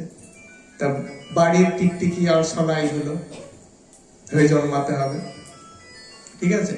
তো এই জন্য বলছে কৌমারে আচরিত প্রাজ্ঞ, মানে কুমার বয়স থেকে ধর্ম আচরণ করো। করলে কি হবে? মৃত্যুর সময় কৃষ্ণকেই মনে পড়বে, আর অন্য কথা মনে পড়বে না। অর্থাৎ তুমি সন্দেশ খেয়েছ, তোমার সন্দেশেরই ঢেকুর উঠবে। তো আজকে এখানেই আমরা বিশ্রাম দেবো। গীতার এই অধ্যায়ে ভক্তিযোগ যে আলোচনা করলাম, তাহলে এক কথা আমরা বলবো যে ভক্তি আসলে কি আমরা জানতে পারলাম কি না, সমগ্র ইন্দ্রিয় দিয়ে ভগবানের সেবা করা। এটাই হচ্ছে প্রকৃত ভক্তি। ভগবানকে কিভাবে সাজাবো, কিভাবে সন্তুষ্ট করব, কিভাবে তাকে আনন্দ প্রদান করব, এই কারণে এই নিয়ে আমাদের ব্যস্ত থাকা উচিত। হ্যাঁ, এটা যতদিন না আমরা করতে পারছি, ততদিন আমরা ভক্তির সংস্পর্শে আমরা যেতে পারবো না, বা ভক্তি আমরা লাভ করতে পারবো না। তো আজকে এখানে বিশ্রাম দেব। হরে কৃষ্ণ। বাঞ্ছা কল্পতরুভ্যশ্চ কৃপা সিন্ধুভ্যেব চ পতিতানাং পাবনেভ্যো বৈষ্ণবেভ্যো নমো নমঃ।